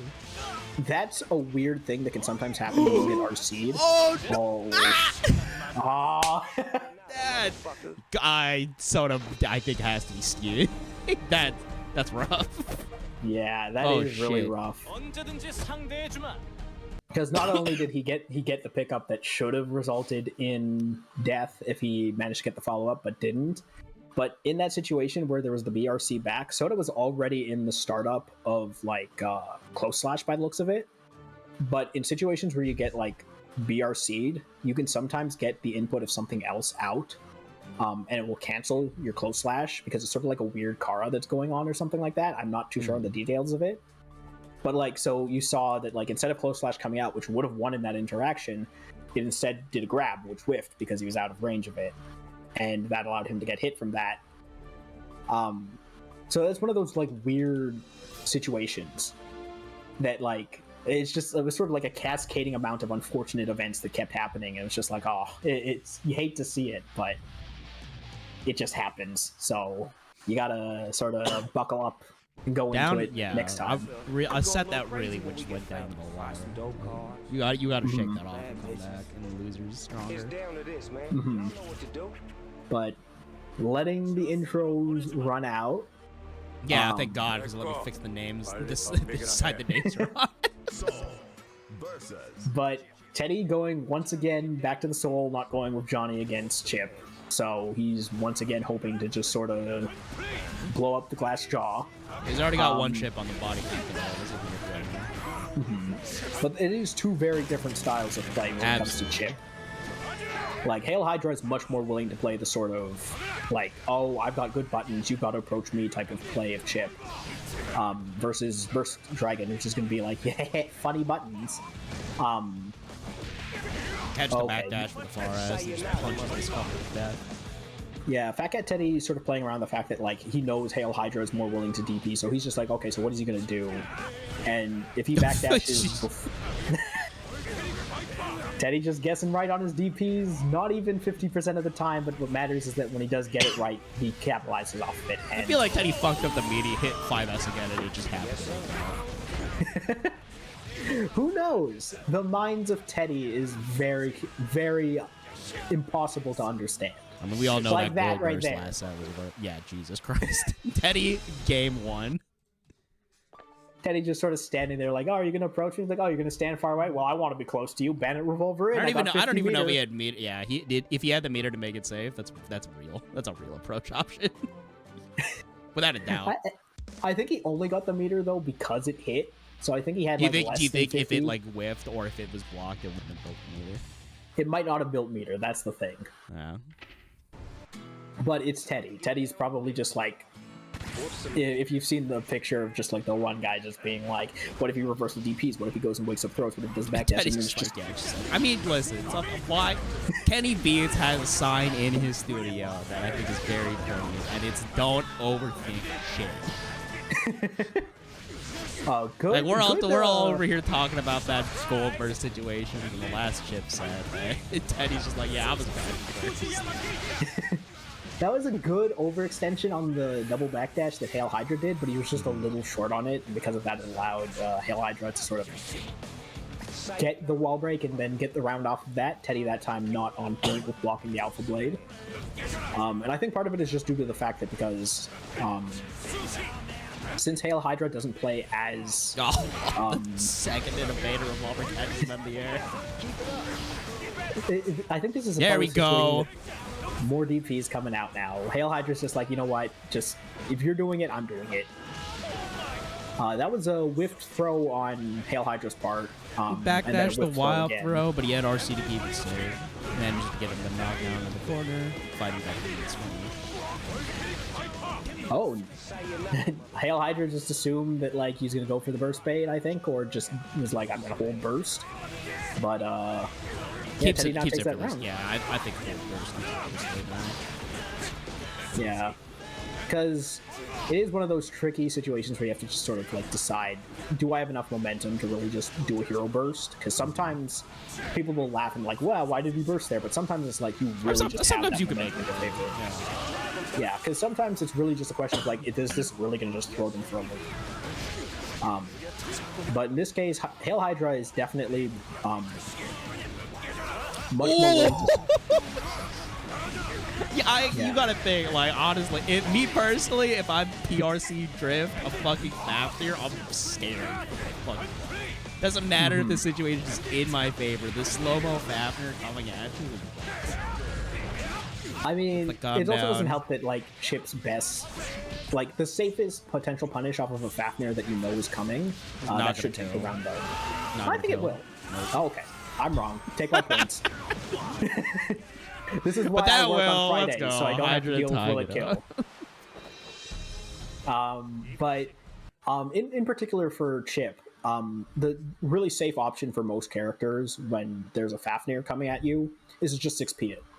But Chipp's return off of landing a 6p is pretty low outside of, like, I think you get maybe like a couple Rekkas and you might be able to get a good confirm off of it if you're like really close to the wall. I'm not too sure on that, but it's one of those things where like Chipp's 6p is like one of his weakest buttons, and so even though it's his safest option there, it doesn't give him that much of a reward. So both I can understand each other HailHydra, round like, start going into this game 3. But the DP whiffs. This is a huge just burst. Yeah, waiting for the burst safe moment where you see the second hit. Oh man, just did one hit, blah blah, DP send. Like the 6S catch is late. Teddy's doing a really good job of sort of catching the wake up options that Hydra's doing on defense, because often he's sort of just extending just a little bit further to catch a backdash, or holding out just a little bit longer to catch. He tried a horizontal alpha blade, but he did it into the And Bandit Revolver once again functioning as an anti-air. He's been getting a lot of mileage out of it, just generally. It's not like there's a move with any specific use case. He's just been getting a lot of mileage out of it. I mean, if you're coming up towards him and he's just like, hey, what if I just stick this knee out here? What are you going to do about it? He's like, oh, get hit? Well, then, I guess I just get to pick this off. But, Hydra reclaiming the corner. Capitalization. And then just break the wall. Yeah, and this is a good situation for Chipp, because he can now sort of loop offensive pressure. Just keeping it safe. Teddy looks like he's, just holding onto the burst. Because, honestly, even if you think you have momentum against Chipp when he has positive bonus, it's really an uphill battle with all that meter. But, so Teddy using it now really early in the round. He might get a chance to use it a second time if he does get positive bonus. Yeah, positive bonus or wall broken later into the round after he's done a lot of damage to Chipp. But IB's one hit of the wreck, I just get hit by the overhead. That's unfortunate. Yeah, and this is also a thing with HailHydra where he's HailHydra's much more. Oh shit! He stuck the path here. This should be death. Yeah. Oh, damn. Yeah, HailHydra is much more willing to throw out the random overhead, I feel like, compared to Burst Dragon. So this is one of those situations where, like, HailHydra is playing in such a way that's, like, really antithesis to how Teddy wants the game to go down. And it's sort of throwing him for a loop, because you can sort of see, like, compared to, like, Burst Dragon, who's, like, constantly going in, really, HailHydra sort of, like, just sort of hovering in the peripheral and saying, like, because he knows that like Soul has like good buttons in close range, but the like whip DP that he capitalized on. It's so Teddy actually backdashed the command grab. Let's fucking go. I think part of it also is that HailHydra did do that a little early. Yeah. Okay, Teddy. Okay. But that's okay. unfortunate. Everyone's doing whack DPs now. But it's one of those situations where like HailHydra does a lot of setups for a safe jump. So DPing against HailHydra at least immediately on Wake Up is not the safest option unless you have meter. But this might. Oh, okay, no, Teddy dropped it. Yeah, because with 50 meter. Oh shit! Oh my fucking gosh! Oh, gets crossed up underneath. That is. Yeah, presses the 5-8 and it was. Oh my god, he went the other way! Yeah, unfortunate. Teddy spent that wild assault to make sure that HailHydra couldn't burst that damage, but unfortunately, because he didn't get the confirm off the wall bounce, it drops the combo. So, fortunately for Teddy, because he got wall broken, he gets his burst back anyways. But I think he would have preferred getting the damage. HailHydra with the funky J2K back there. Good spacing to get out of the J2K, which let him do the close slash. Oh, but, whip! Makes the DP whip. There should be enough to kill. Yeah, HailHydra sort of sniffing out when Teddy wants to do his DPs. So now Teddy is down to potentially his last round. So HailHydra is on match point. Yeah. So waiting to go through the Anji gauntlet of Soda and no wins. Which arguably, I know HailHydra definitely has a lot of history going through the Anji gauntlet, but it looks like it's not quite sure just yet because ain't nothing to worry about. Teddy took that with a perfect. You can hear Snoop Dogg popping off in the background. So we got to see now if it's both of these players have like a really even to winning history against Anji players. HailHydra, I think, has consistently won pretty frequently against both Conbork and Soda. Whereas Fatcatteddy has a bit more of like a 50-50. Conbork confirming that Hydra usually washes him, so this is one of those things where like both players aren't really too afraid of the gauntlet, but like one is definitely more experienced in running the gauntlet than the other. Oh, the barrier connects though, holy shit. One of the coolest moves in any fighting game is to live fire straight. But the 5-8. HailHydra, at least representing the DP, still not afraid to do it. He did have burst, but yeah, I'd be very surprised if HailHydra hero bursted there. But situations reversed. Now it's potentially HailHydra's last round, so that is a very interesting round start option. Because Chipp 6H is like 30 frames startup or something weird like that. It's really high, 20 something, probably more accurately. Teddy now, by the way, with the match. We might be going into a double Luigi situation. And he, okay, the DP connects. Yeah, and HailHydra seems to be like looking at Teddy's meter a lot more frequently and seeing like, this is. Ooh. That could have been real bad. Disastrous. But HailHydra getting the burst out because he knows this is probably his last chance at it. Oh shit! And we are actually going to a double Luigi situation. There's a really good empty jump flow there. But yeah, when it comes to like what HailHydra seems to be doing is he's looking a lot at Teddy's meter and seeing like, does he have 50 meter? Because Teddy, while he's not necessarily not going to throw DP when he doesn't have 50 meter, when he has 50 meter, the chance of it going out is much higher. Jump action by Teddy. Yeah, that was a weird backdash from HailHydra. I think he wasn't really aware of the resources that Teddy had at that point, because normally... Yeah, could have confirmed off of that hit for an easy wall break, but he still wins the next interaction anyways. Good 6P. Catching the J2K, that's a really weird thing to happen because J2K has that weird stall at the beginning and it moves really fast. DRC's the Metro Cold Blue Vortex. Yeah, this is definitely the one-touch situation for Teddy. Yeah, they're just jousting. And since Purse okay. does not want to deal with the high-low off the grift, Yeah. but that'll be it. HailHydra taking game 5. Yeah, that was like, it's one of those things where like most of the time if you're up against Chipp, you'd rather take your risk at neutral rather than take your risk at blocking, because when Chipp has 50 meter, he's gonna put you through like the mixers, and you don't want that.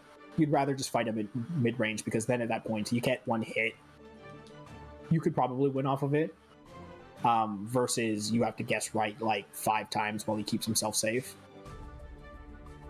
Yeah, Bandit Revolver. Just do that. If it hits, you win. But yeah, it was a close match. Yeah, Teddy, it's not supposed to anti-air. No, Daisuke is not gonna buff Bandit Revolver. Most niggas like myself, we go a little crazy when we get. But yeah, now we're going into the Anji Gauntlet. So first up is gonna be Soda. Like I mentioned, I think HailHydra has a pretty winning matchup against Anji, so he's pretty experienced with it. But Soda and Conbork are 2 very different styles of play when it comes to Anji. So it is going to be a bit of an exercise in adaptation, just getting through Soda for one thing, but then changing it up to deal with Conbork, because it can really be too far away for that diagonal. I wonder if it's possible that you can actually just low profile here if you're crouch blocking. Yeah. This should be the one. I wouldn't know because I play too big of a character, because I'll get hit by it all the time anyways. Thank God he's no recourse here. Yeah, it's just suffering. But yeah, the one thing that you can really notice a lot with Soda when it comes to this matchup is he's very willing to 2P after a lot of strings, because he knows that, like, against Chipp, you really do have to contest him when he's doing certain buttons, because if not, he can theoretically just run infinite pressure on you, because even if he is negative after Rekkas, he's far enough away that if you're not really contesting him with a good enough button, he can just sort of get away with whatever he wants. And 2B is non-committal enough that he can sort of threaten at the range that he needs to without opening himself up to too much of a counterattack. HailHydra, using his burst here as his last chance off that ridge into the RC, does not want any. Block with the overhead, has RC to keep it going, blocks the counter poke 6B. Yeah, Soda also holding on to his RC there, or his burst there. Probably just, like, he can afford to keep it into the next round, but, like, at the same time, it did force Hydra to, like, play around it. Because, like, well, it's not really Soda's style to sort of hero burst. It is still an option when you're playing somebody with Japanese guts, because every pixel means more for you than it does for the other person most often. Good frame trap though on the 2H there. And using the Wild Assault to break the wall, so HailHydra does not have burst right away and gets caught with the Nagiha. Those Nagiha canceled after canceled out of the Fusion, right? That'll be game 1 going to generic Soda. Goat Da. Yeah, so Soda is definitely like one of the people in bracket that plays a lot more than a lot of the people here, because I'm scared to ask about generic Soda's Steam playtime. I'll be well, if you're looking at his levels and using that as a reference point, he's over level 4,000. Yeah, it's also that is easily, I would say, probably easily past 1,000 hours played at minimum. But this is one of those just tricky situations, because like I don't know how much HailHydra plays. It's been a while since he's been in a WeebCup, but he's still looking solid about it. He still seems to have a general idea of how to navigate within the matchup, and he's adapting well after that first round. So yeah, it's a strong. Went the wild assault, but managed to get a grab in the corner. It's another grab. So it's like yeah. Chipp tick throws are like really scary to like deal with. Just because like you sort of look at it and you're like, Chipp normally wants to press buttons because he's got good buttons, and his grab is, as I've mentioned earlier, like not very long range, but he's fast enough to make it matter. Did not let Soda get a single chance there. Just quick game 2 for HailHydra. Tied up in games. The 6H into the 6H into the 6H was definitely comedy there at the end. I'm surprised that even worked that way. I'm surprised the third 6H did kill, I have to be honest with you. In conjunction with the wall break, I am surprised that killed. Like, God, that move is so slow though too. It's just like I know it wall bounces, so that's what lets it do that there. But like at the same time, it's still just like, man, that still hit. Spin into the DP. Oh, that was a very early burst bait there. So sort of didn't get very much off of that first interaction, but then promptly lost the second interaction and burst very early on that. So not a bad idea when you have a character with a lot of life like Anji does, but yeah, but now you're in the corner and it's not your win resources. Yeah, and this is where it's sort of just like, oh, but the DP whiffed. Yeah, and they burst to keep him in the corner. It's actually probably the better smart decision. And the thing is with that DP is that, like, in earlier versions with Anji, before they changed how, I think it's Shitsu is what that move is called, before it would always, yeah, Midare doesn't work if you're getting crossed up like that.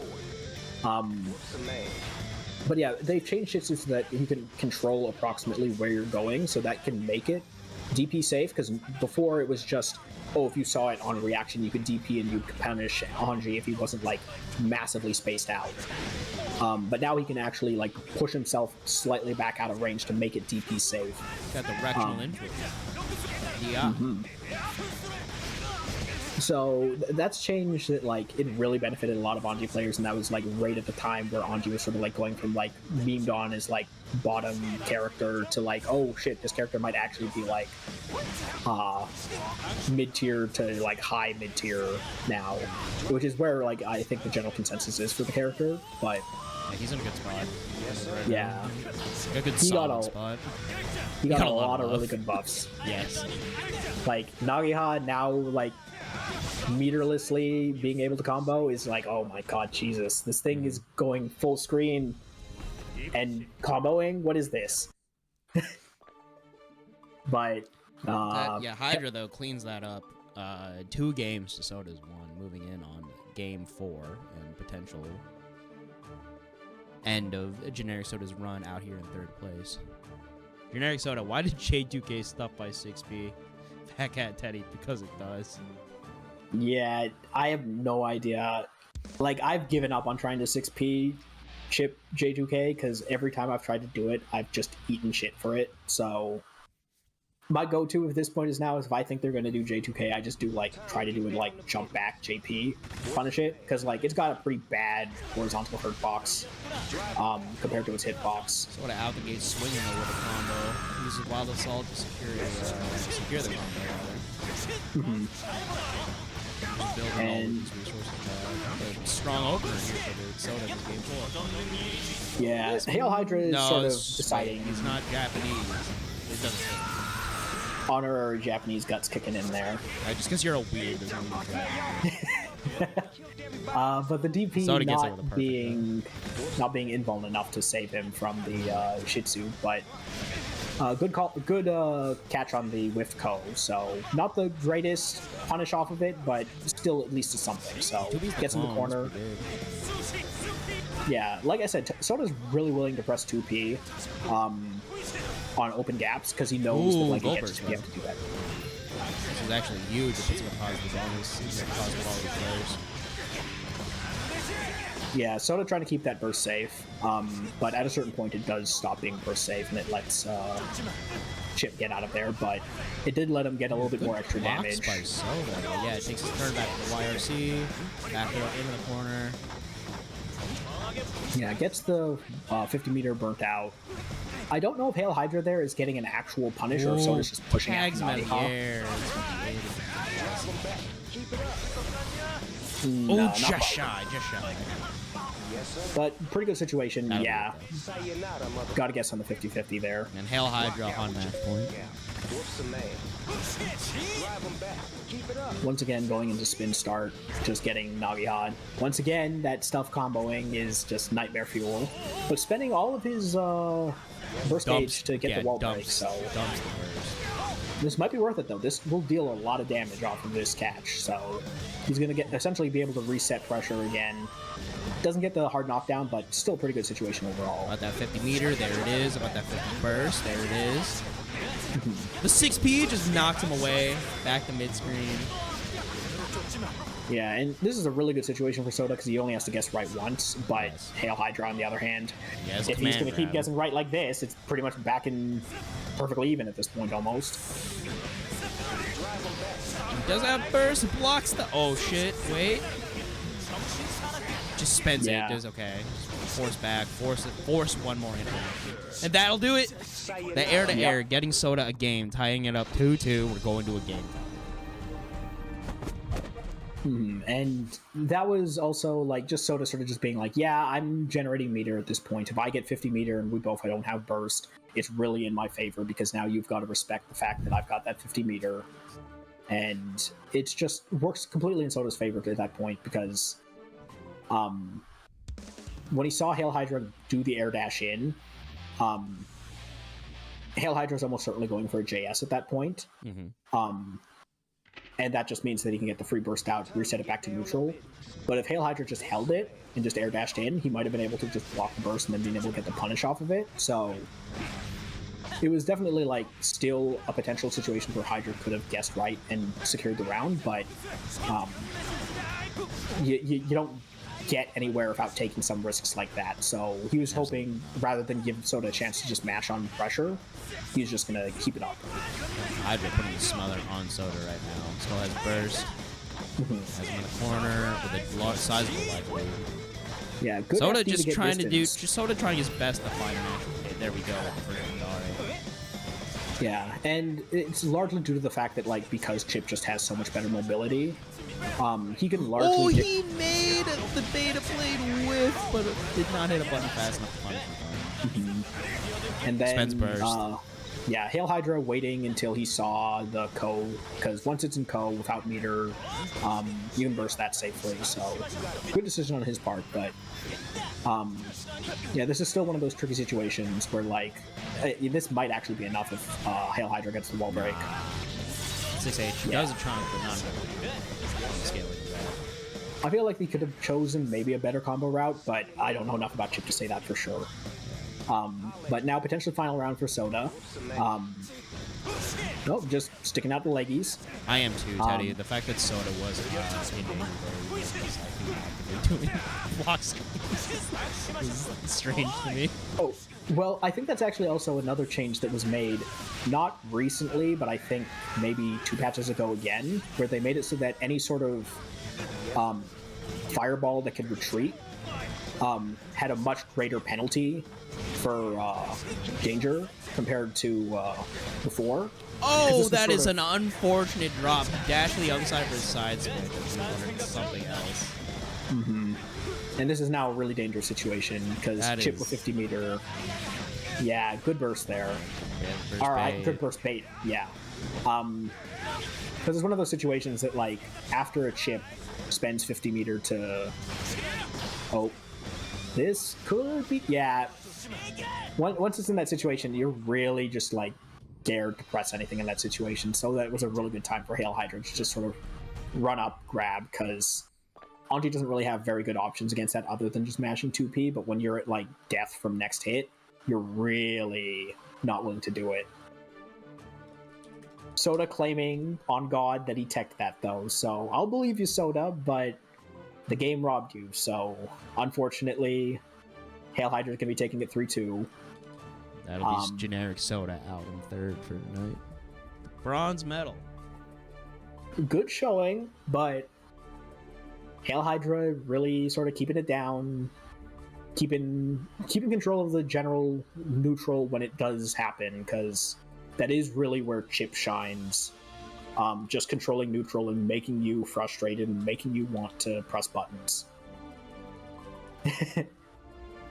Has HailHydra been winning with 3-2 all the time when he does win? Well, we could go ahead and hit exclamation point bracket and take a look. HailHydra coming from loser side of top 8. One against HoboNinja 3-0. Before that, one against Juicy J 3-0.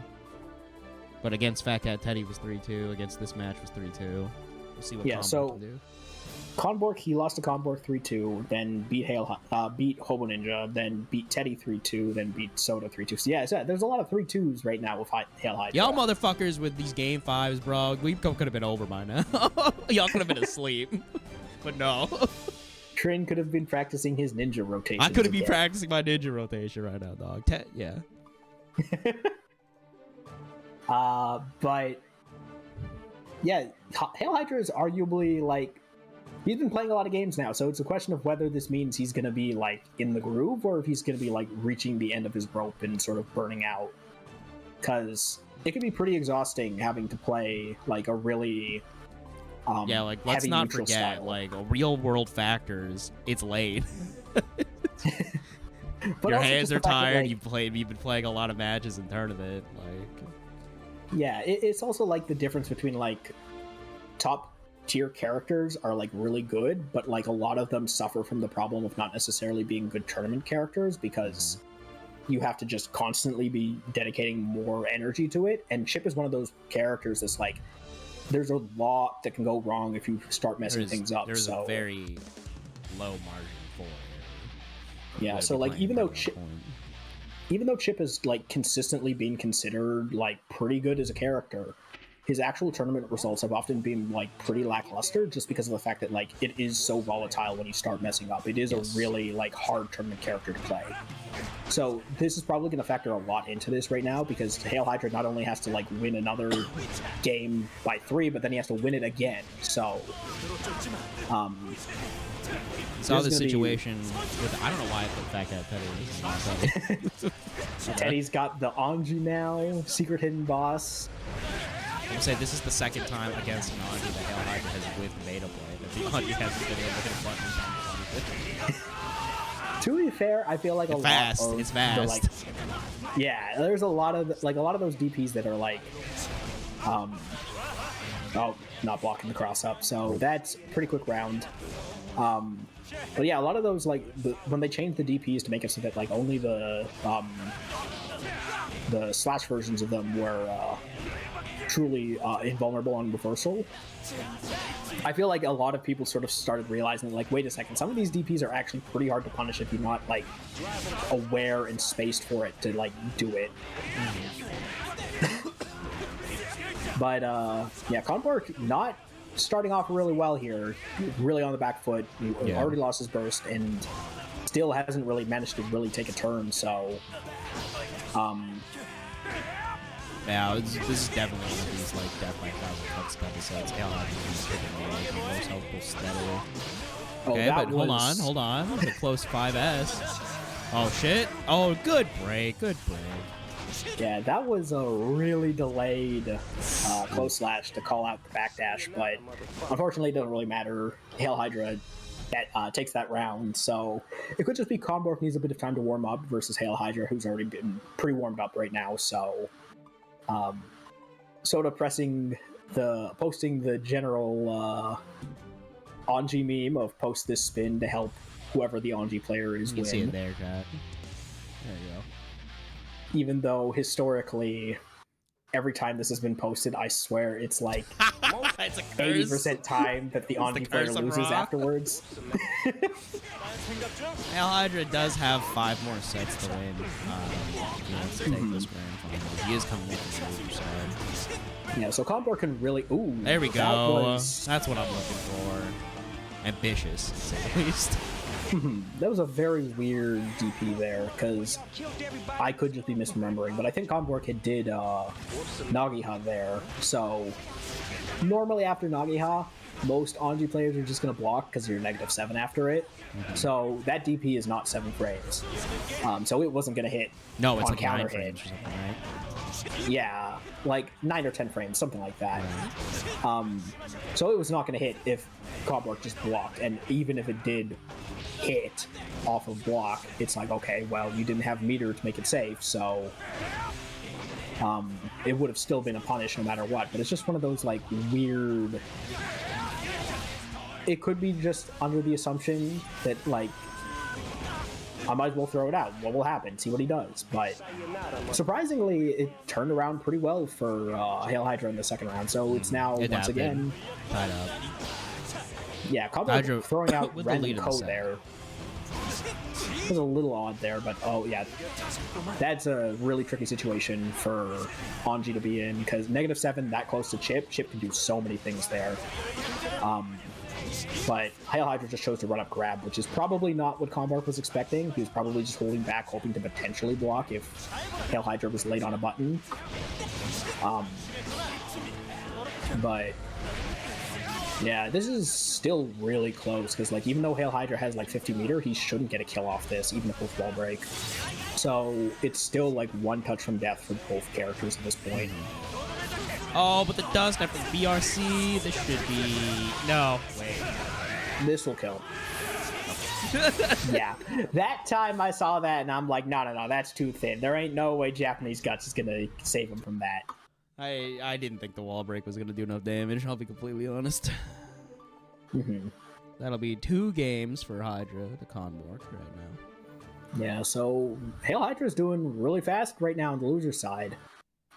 Might get a quick reset in this case, but again, Conbork could just need time to warm up, and this is just perfectly fine for him then. He has been waiting in grand finals, and Hydra is on a hot streak. Time to get down to bit.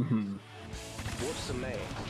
So he has cooled down probably, and is now just sort of had to deal with it. But Conbork did also mention that like Hydra usually watches him, so this could also just be like a character, not a character, a player matchup that just Conbork just naturally struggles with. So this could be a double whammy for him, where cold and struggling against the decisions that Hydra makes. And it seems to be, once again, being an issue because Hydra has basically, no interaction possible from Conbork at that point, other than like 1 2P, I think, early in the round. And Hydra is on reset point. Yeah, so this has been really fast from Hydra. Conbork really needs to make his adjustments fast, because like even if he doesn't like win this set, making it 3-1 instead of 3-0 gives him a little bit more time to like warm himself back up, get adjusted to how Hydra's playing. Like the more sets you play, the more data you have, which could go either way.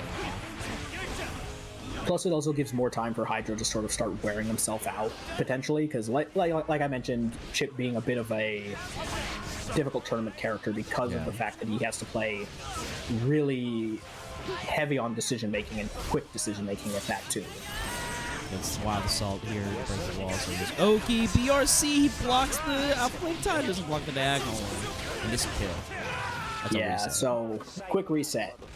So Conbork really has really on the back foot here and needs to quickly collect himself for this, because at this point HailHydra may just do a clean sweep at this rate, because I think Conbork has only taken 1 round so far out of all those 3 games. So this is Conbork did say in chat earlier that HailHydra usually washes him, so let's see if we can make this not be a self-fulfilling prophecy. I'm trying to see some signs of life, bro. What's the man? Don't go beating yourself up before the Chipp does, because Lord knows he's going to try to do it. Yeah, the 6H? Yeah, fuck it, we send it. Let's go. But this, like, I feel like this is just sort of like... It's a bit of a mismatch in terms of play from what I've seen right now, because, like, Conbork really seems to like playing more of the neutral game with Anji, because he seems to really like doing that, like, full-screen Brin, or full-screen Nagiha. But like Chipp doesn't really care about stuff like that, and if anything, he's just like, "Oh, you're gonna play full screen neutral with me? Fine, I guess that's." I'm just gonna jump. Yeah, I'll just jump. I'll backdash. I'll bait. But this time, at least, Conbork has taken the first round, so that's already 100% more rounds won just from that one round. Ooh, okay. Yeah, some good use of PRC there. Makes do something funky. Yeah, it has to do that too, because if you don't do that, Ko is super punishable for most characters. Good cancel on the Rekka, because normally what it is you'll see Chipp Rekka will go like just a regular mid, go low, and then go high, because that's the normal order of it. Oh no, it's a miss poorly timed shield flag. Yeah, HailHydra picking the rock paper scissors option of do nothing. Which is very scary for Chipp, because most Chipp players are not going to press nothing. They're going to press a lot of their good buttons. Yeah. Which, fortunately, like, HailHydra plays Chipp in a very, like, I'm not going to say unconventional way, but, like, it's a very tricky way to deal with it. I would say. Yeah, it's very heavy on the patience. He doesn't want to brawl with you, because Chipp really doesn't really do that too well to begin with, because if he loses the interaction, if you lose 2 interactions and he loses 2 interactions, he's going to take more from it. Yes.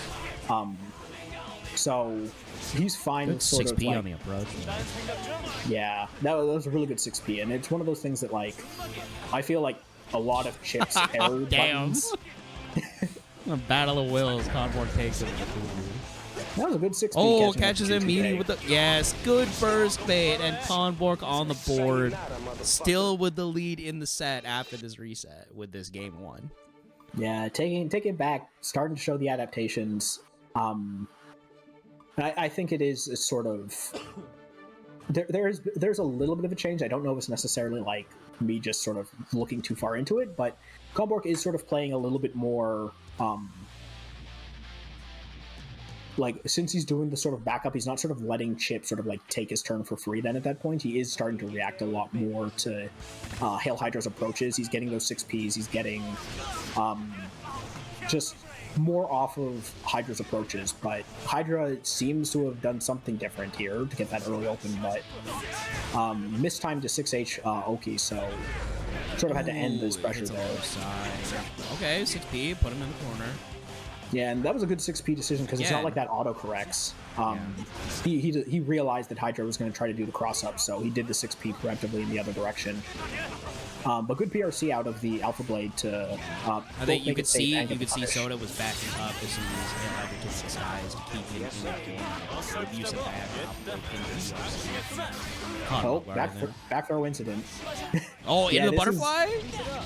Oh, Conbork could have killed if he used super. I don't think. He had 100 meter. He could have. He could have. Yeah, done, but he could have RC'd and gotten another wall stick in the kill. Yeah. Yeah, because with 100 meter, getting that super into RC, just DP sends it. But yeah, that does a ton of damage, because you can start pressing like close slash, or close. I think actually normally what it is close slash 6H. Close slash is what I think Anji players will do if they're trying to maximize damage. I'm, again, not an Anji player, so this is just my experience getting hit with it. So it might be a bit fuzzy. Spins on the run up 2K, the Theodara after it hits him into the butterflies. Yeah, that was a good 2S. I think it caught HailHydra doing a backdash to avoid the butterfly. Because, again, a lot of Chipp's Abare pressure is either going to be mashing one of his 3 frames, mashing a DP, mashing grab, or mashing the backdash. Nago connects. We were talking to Ness on it earlier that Chipp doesn't even care about it when it catches him.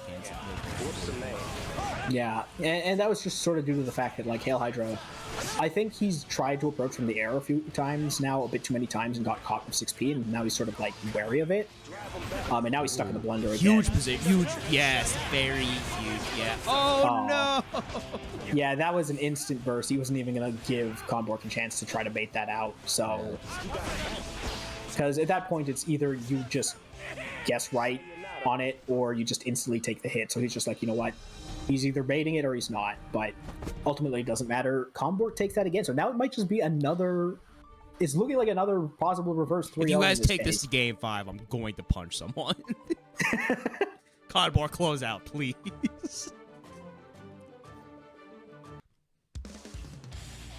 But, Yeah, this is really weird because like it looked initially like HailHydra. Yeah, was just it looked like HailHydra this. was running roughshod over him earlier on before the reset, and now Conbork. Time to get down I to think business. the matches have still been close, but Conbork has a steady 2-0 lead now. And this could just be also be a player thing because like I know I sometimes have this problem Ooh, where if I'm coming from loser side and I win the reset, a part of my brain will just unintentionally go like, "You've won the set, you can relax now," and it's just like, "No, there's another set." And there's another relax. set. Yeah, that is the thing. That it is another set. Like it's not. So- you're not just playing the first set. You're playing the whole last reset. Where they come in an entire new range of situations to be in. Oh, bet, yep. That was a probably good the VRC. sexiest thing I think I've seen all night from Conbork. Good game. Match point. Good punish off that too, Beta because like played you on have Reed. all the time in the world. Yeah. But this should be a wall break. Nope, he's going for the setup. Oh, Good back. huge. Good getting out of the range of the grab. I don't know if it was a whiff or backdash. I couldn't quite make that out because it occurred Get so the wall quickly. stick. But Up LX to keep him in the corner. Oh shit. Okay. yeah, I think a Again, part of this is DPO. just the fact also that like HailHydra is like really close to getting his burst back, and so he wouldn't likely kill off that next interaction without. Ooh. That, Might have been rounds okay. here, game. HailHydra's still alive. Potentially still can take this round, in which case then we go to the, another game, but still on his last leg, so... Again, Like, okay, good Hydra, again. Hydra letting these geeches win. Yeah, and that is actually one of the, like, big weaknesses of a lot of Anji's pressure, where once he does fusion... Oh, huge 6P. I think he could have followed up after that second. Oh, the knockout connects. He has meter. This is gonna hurt. The dust connects. That's This is death. That's death. it. And shout outs to your WeebCup 153 winner with the 3 games straight after the reset, Conbork. Soda getting really scared at the end there. Spend your meter, man! But didn't matter. Managed to get the second hit anyways. Wow, y'all entered the match in immediately. I just look over to my fucking Challenge and it's entered. Teddy, was that you? That was amazing, though. Conbork, game 5. Or game 3, rather. Taking it Really, in Teddy? grand finals. No. I don't know if I Huge. believe that. No, Teddy. But good set, That's a- good games. That'll be it for WeebCup 4 tonight, folks. WeebCup 153. Shoutouts to C Drive hopping on commentary with me. I really do appreciate you deciding to come on. Especially because I'm not 100% and still got an itch in my throat. But I it mean, was it good. helped also that I burnt myself out getting back into Celestial and being like, why is Bed's button so bad? You know, I mean, it's all we're take the bracket as seriously as you want it, but we have fun here, you know? Like, it's a good time. Yeah, it was good I put games, this too. on for the community, right? Like, we're out here. Yeah, I don't need Celestial, Teddy, but if I want to play games without constantly changing rooms, I need to get Celestial. God, yeah, fuck me, dude. You're so right. But that'll be it. We'll be back next week with more WeebCup action. Tuesdays at 8 p.m. Eastern. You already know. Check for the signups in... Conbork, I hate Chipp! He won! What the fuck are you doing in here? You won, dude! Spend your meter! No! We'll be back next Tuesday with more WeebCup action, 8 p.m. Eastern. Check the signups. They'll be in the tournament chat, in the pins, in a few... in like an hour or whatever. Whenever I get around to it. Conbork, you're not allowed to post Johns if you win the whole thing. In 2 days, on Thursday, we'll have King of the Iron Hoop. It's our weekly Tekken bracket. Come through for that, y'all. That'll be starting at 8:30 p.m. Eastern. Yeah, tonight's been fun. Been a vibe. Let me find somebody to host. But in the meantime, chat, I need what are your predictions on the next Guilty Gear character? Go. It's gonna be Cliff. Except he's a vampire now, because that's how he comes back from the dead.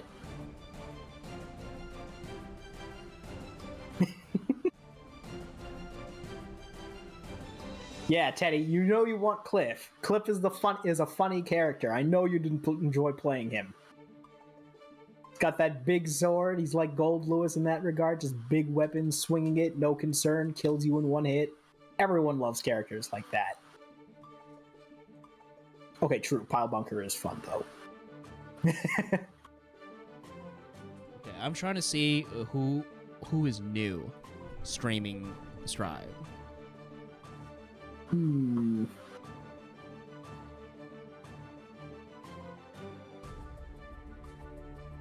Oh, I've been watching too much Tekken now. It's only showing me Tekken recommendations. I see Conbork streaming. Let's fucking go, Conbork. Alright, fuck it, Conbork. Are you ending stream? I'll host you, dude. I'll raid you. Conbork, if you're ending stream. Or if you're not ending stream, I'll raid you, Conbork. You fucking you cheeky son of a bitch. You have 10 seconds to respond. Threat.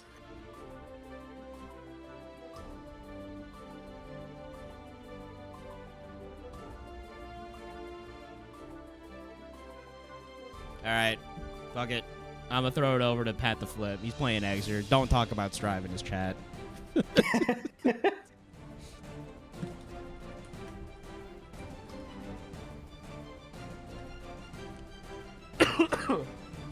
I wonder if you start talking about Strive, but like, don't explicitly say Strive. How long he'd catch on when you like enough whack shit gets said. I like, can't wait believe Johnny's Mistfighter is all ass, dude.